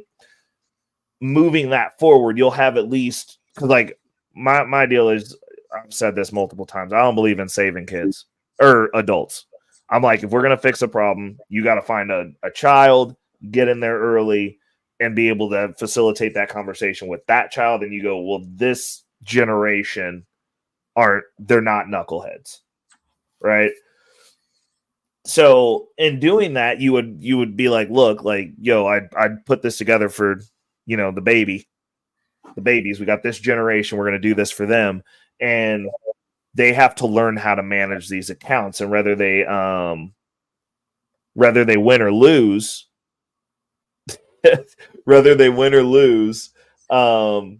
they'll learn how money works, because then they can go through that, like, oh, the market went down, oh, the number went down, like, I'm upset, be like, okay, we can process through that, we can talk about it. But then when you're meeting with them, whatever the frequency is, like maybe once a month to like make the trades and like move the money around, you can go, cool, we're gonna have a conversation about your stock portfolio. This is what you're doing. And then like be the person who goes, this is what you're getting, this is what I'm getting you for your birthdays. This is what we're pouring into you for this, but like it's your responsibility. So that way, when they turn 18, you go, you've got a portfolio. You know how money works. You know what money does. Like you've been dealing with this for 8 years. You're putting somebody who's 18 that now you can hand that over to them at 18, and now they're versed. They've been managing their own portfolio, buying and trading their own stocks, understanding how the market works for 8 years. That person's going to be basically the catalyst. Like that's pretty much what happened with Buffett. Like Warren Buffett's story, his family put him in charge of his own portfolio early. If we started producing generations within our families like that, these conversations wouldn't be uncommon, because they'd have somebody who mentored and groomed them to come into these spaces and understand how money works, even if their parents don't. Because if I'm doing this for your kid, then I'm the one teaching them. You're stupid. You still get to be dumb, and you can be as dumb as you want to be, but that kid will at least have a shot to be influenced, to go, okay, I kind of like what this is doing versus like what my parents are doing. Because we're obviously, like, within my family, most of my family don't rock how I rock at all, and I don't see any way to fix that. Like I've tried, and I'm like, cool, you do you. The information's on the internet now. Like when you're ready, tap in. But like when I look at like the kids that they're producing, I'm like, well, maybe we could fix one of them. Like if one of them works out, then that's a needle moved forward after what my mom and her sister's generation did. And then what I had to do, because I was an only child and I was like in this weird middle space. But like her kids, like they're like, my family works incredibly hard. We're all good at working hard, but that's it. And I'm like, you're not doing the other stuff. Like my aunt makes she makes $250,000 a year. She like actually runs. She's VP over at SpireCare for Blue Cross and Blue Shield. And her retirement, bro, like when I saw it, I was just like, you've been investing the bare minimum in this, and you've been making 6 figures for a long time. And now you're making $250,000 and paying the most in taxes. You need to figure this out before tax season rolls around. You know, like it's, yeah, we've got to figure out something. But I think you're going to fix it with the kids, and then you can fix the adults that are ready to have the conversation. But we're not going to be able to force it on anybody. No. I mean, like you said, it. A lot of people give me a hard time. Oh, man, you rich? You think you rich? I said, no, man. I just made good decisions, man. I made some good investments. I worked hard to get where I got, and I know what I need to do to maintain it. Again, like I told him, I said, dude, I live below my means. I don't live out in a certain neighborhood for reasons because I don't want to. Why? I don't. Yeah. I like my neighborhood so peaceful. It's around a bunch of old people, and they watch over my home when I go on vacation. Are they married? Yeah, they are. But I know that their heart's in the right place. I let them know, hey, I'm about to go on vacation for a couple of days. Could you watch over my house? They call me. Delivery, package me delivered. They call me. I'm like, God damn, you gotta call me. I got my cameras. I see what's going on. But they just do it because that's just where they are. And I appreciate them. So I said, like, and now, when I get married, of course, I'm going to be looking to buy a new home with me and my wife. And so that it is what it is, because I wouldn't want to I'm not going to bring my wife in to a place where me and my ex-wife dwelled at. Yeah, that's sloppy and that's tacky. I would never do that. So guess what? This is going up for rent. And we're going to buy a new home and do our thing. It is what it is. So, You know, I'm all about. She's like, well, why don't you sell? I said, I said, baby, that's why you allowed me to lead you over this financial thing because I have an idea. I know what I'm doing. No, that makes no sense. I said, let me tell you this. If something was to happen at the end of the day, if this house we came for, we got to let it go and sell it, we can do it. But then we're gonna have a place where we ain't got to make no house payment. It's paid for. Only thing we got to do is just make it, you know, pay the taxes on it. At the end of the day, only thing I do is pay tax. It'd be paid off. Why would I do that? Right. I was about to say, I was like, that sounds like a pretty easily manageable situation. Look. I'm gonna tell you what we're gonna do. We're gonna do a lot of renovation so it could change the dynamic of the house. Its address still gonna be the same, but the dynamics of the house is gonna be changed to make you feel comfortable. Now, but this is which comes up if we have to do it. Now, hopefully, preferably, we won't. But if we have that option, allow that option to stay open. Ain't no need of closing it. It's a money maker. It's a money maker. Right. It could pay for our new house. Right. That's what I was about to say. I was like, I'm gonna have a tenant pay our house payment, and then what? Yep. Because once you break that free, bro, like skies. I mean, you got now what else can you do? Because technically speaking, if you did that, like you covered on your house, you could take that house payment and then get another house.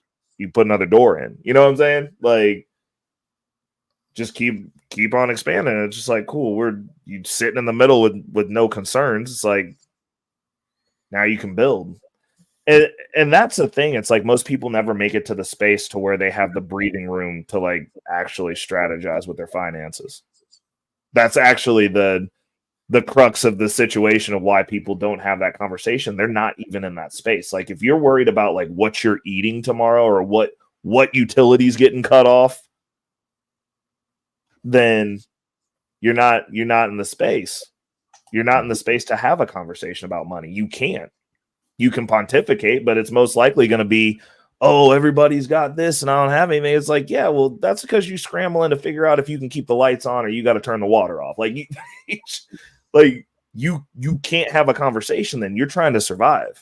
And if you're in survival, there's no conversation to be had with somebody because they're not thinking logically. They're going, I got to get to tomorrow. And you're going, hey, you need to do this, and this, and then it's going to take 5 years. Like 5 years, like I got to eat tomorrow. like you're talking from two different spaces, and it's really hard to go into that place and not be there. But like you said, like once you get out of it, you're like, I definitely don't want to be back ever. Like I don't want to not sleep good because I got debt collectors calling me, telling me you owe us 20 grand. Like I don't want to be trying to have the problems. You need to fight tooth and nail not to ever go back. Facts. But you realize how hard it was to get out of there. Again, I tell myself, man, I remember for 2 years I was hemmed up with the check cashing places. 2 years, man. They had me hemmed up, borrowing money, paying it back. 2 weeks later, leaving the check. Man, that was me. Somebody you said, oh well, man, you know, I said, no, I do understand. I do understand. I was there. Right. I just had to change my mindset. Yeah. Make some different decisions. Some of the lifestyle change. I had to do something different. I had the knowledge. I just didn't have the money. Yep. Yeah. I just, so I had to make some adjustments. And part of your adjustment is making a lifestyle change. Facts. Big facts. Just like losing weight, it's a lifestyle change. You have to, if you don't make it a lifestyle change, it's not going to happen. It's going to be a temporary fix for you. It's going to be a temporary change unless you make it a lifestyle change. That has to be what it has to be. If not, you're going to do it just enough to get yourself out. But guess what? A month or two later, you're going to fall right back into it because you fall right back into the bad habits you've been doing. Facts. Okay, so speaking of which, I got to go do this favor. So I'm gonna bounce. But hey, for real, tap in with me anytime you want to talk bag talk, man. I'm with you. And I noticed about this Bitcoin, because I'm definitely interested in that. Oh, for sure. And Travel One is actually really dope on your channel. She mean everywhere else.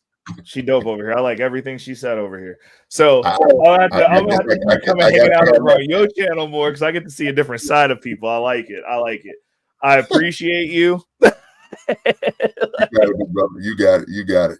But I'll definitely tap in with me. I'll be keeping a lookout because like I get the notifications on YouTube. So I saw that it was money and I was like, I'm gonna go ahead and just not take a nap and I'll talk to him till I gotta leave. Well, hey, don't go without nap for me, brother. I ain't that important. I promise you, not. No, it's cool. I can. So I don't ever take lunches. Which is why I get more work done than everyone else. So, like, if I'm actually tired, I just take my naps at lunch. I'll take them at work. Like, that's normally what I do. I'll go be curled up in the van, and I'll just be like, "What are you doing?" Be like, "This dude just cranked out a 45-minute power nap, like it was nothing." I'll get up. I'll be like, "I'm fine now." hey, please believe me, man. When I was doing them long nights, man, I was out there partying, having a good time. I lean back in my truck. God damn. Yep. Put on my sunglasses. Look, I set the alarm on my phone. Hey, I gotta get up at 45, 50 minutes and get back here. Oh my goodness! Do what I gotta do. Do what I gotta do. Hey, Ray, I appreciate you stopping by, big brother. I appreciate it. I definitely tap in with you for sure. I appreciate you having me up. I appreciate it, man. I'll talk at you later. All right, now be safe, Ray. All right. Man, guys, you know, I appreciate Ray coming through. You know what I'm saying? My man Tan coming through. I appreciate that for sure. Trevor, what you got to say? Living paycheck to paycheck can be broke. The person has to want the progress to be tired of it. I know that's right, man. Look, it's not fun. It's not enjoyable. It's stressful. It hurts. It doesn't feel good. Please believe, I know. I've done it. She said, "What, Reckless? Everyone loves travel." I know, that's right. Look, Travel One's been good to me over here. I have no problem with travel. When she comes over here, she entertains me with some off-the-wall questions at times, but you know, they good questions, you know. I'm gonna charge to a mind and not a heart. You know what I'm saying? So it is what it is. I appreciate her interaction for sure. For sure. But again, about talking and having that money talking and having it in your relationship, man, that's a must. Guys, it's a must. Again, I'm going to keep on telling, do it as soon and as early as possible. You know what I'm saying? When you realize, you know, this is the right woman, this is the woman I can see blessing with your last name, definitely have a conversation about money and finances. You know what I'm saying? And throw subtle hints out there, man. You know, before you actually have that talk with you know, just to see and watch how things happen and move, man. Definitely do that for sure, because if not, you're gonna be in a world of heartaches. I mean, like I showed on that video, my man looked like he was just stressing, dealing with his woman, just stressing out, man. She was just stressing my man out, talking about making more money, doing it. Really, she was just a materialistic woman, and she just wanted too much. And that's not what he was about. But unfortunately, you know, he got into a relationship once he wasn't. So I think if he had that conversation sooner, this wouldn't have been an issue. Would have been an issue at all. So, hey, with that being said, hey, guys, I appreciate you coming. Everybody that came through. My man J Dub, thanks for coming by. Travel One, shout out to you. And Ray, and I think he called it the Wolf Pack. Hey, shout out to all of you guys for coming through. Beans, thanks for coming through, brother. I appreciate that, man. Every last one, Durl, Mo Freestyle Life, RZA, Why High, even though you crazy as hell. I thank you for coming through. Angry Snowman, shout out to you. And shout out to everybody else. Will Crypto, everyone that stopped by, that dropped a message or had a question for me. I appreciate it. What's my man? Go ahead, Love Butterfly is back. Right on to you, sister. I appreciate you coming through. Feminine Mullen University. Right on. Natasha, thank you, sister, for the super chat and for coming through, man, with the great questions and the information. Shout out to everybody that's in the Wolfpack. that like I said, stopped by and broke bread with me and with the great questions and the great comments and with the great interaction. I appreciate that. Shout out to my brother Mike. Shout out to Black Man On Filter. Shout out to Brother Ray for blessing me. Y'all guys didn't have to do it, but y'all found it in your heart to bless me with a blessing. So thank you guys. And looking forward to continue to doing more and more great shows and to have these conversations because they much needed. It's definitely much needed.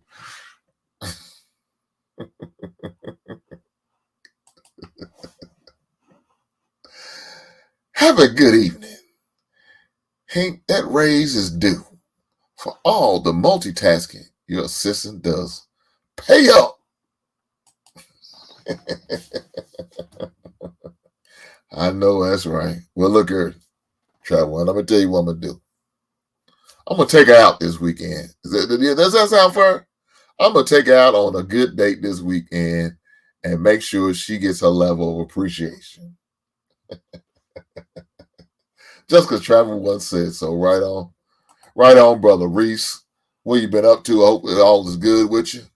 I appreciate you stopping by. But like I said, man, just make sure y'all have that conversation. Make sure that's, I think that's a definitely a must have type conversation that you definitely should have. Again, I want to continue to remind people that this is Men's Mental Health Month. November is Men's Mental Health Month. So, man, get your mind right, man. So, before I like to end the show, man, I like to say, Black man, please protect yourself at all times. Do what you got to do, man. If that means you need to get on somebody's couch or somebody's Zoom meeting, get your mind right, man. Your mental's very important, man. It's very important. Not only that, man, go get your blood work and go get your A1C. Make sure that's in order. Do what you got to do. Get you a full physical. Don't get one of them half physical. Get you a full physical to make sure everything's working like the way they be working. Take care of yourself. We only get one shot at this thing. That's it, one shot. And once it's gone, it's gone. It's over. Ain't no reset button. Ain't no redo. Ain't none of that going on. It's it. Hey, a man of my age and some of you men out here who may be a little more mature, make sure you go get your prostate and your colonoscopies. That's a must, man. Go get that taken care of. Colon cancer is a motherfucker, man. I promise you. The reason why I can talk about it because my great grandfather died of colon cancer, and it could have been prevented if he had took care of it. Unfortunately, he let the ship slide and pass, and we didn't find out until it was too late. So, guys, do what you need to do to stay on this earth as long as you can. We're gonna take over this bad boy one day, fellas. But in order to do, I need for you guys healthy and strong and upright. So do what you got to do to be here as long as you can, man. Hey, make the right investments, whether it's with your money or with your heart. Do what you got to do. But with that being said, I want you guys to have a great night. And I appreciate you joining me once again in the basement. See you next week, right? Right on.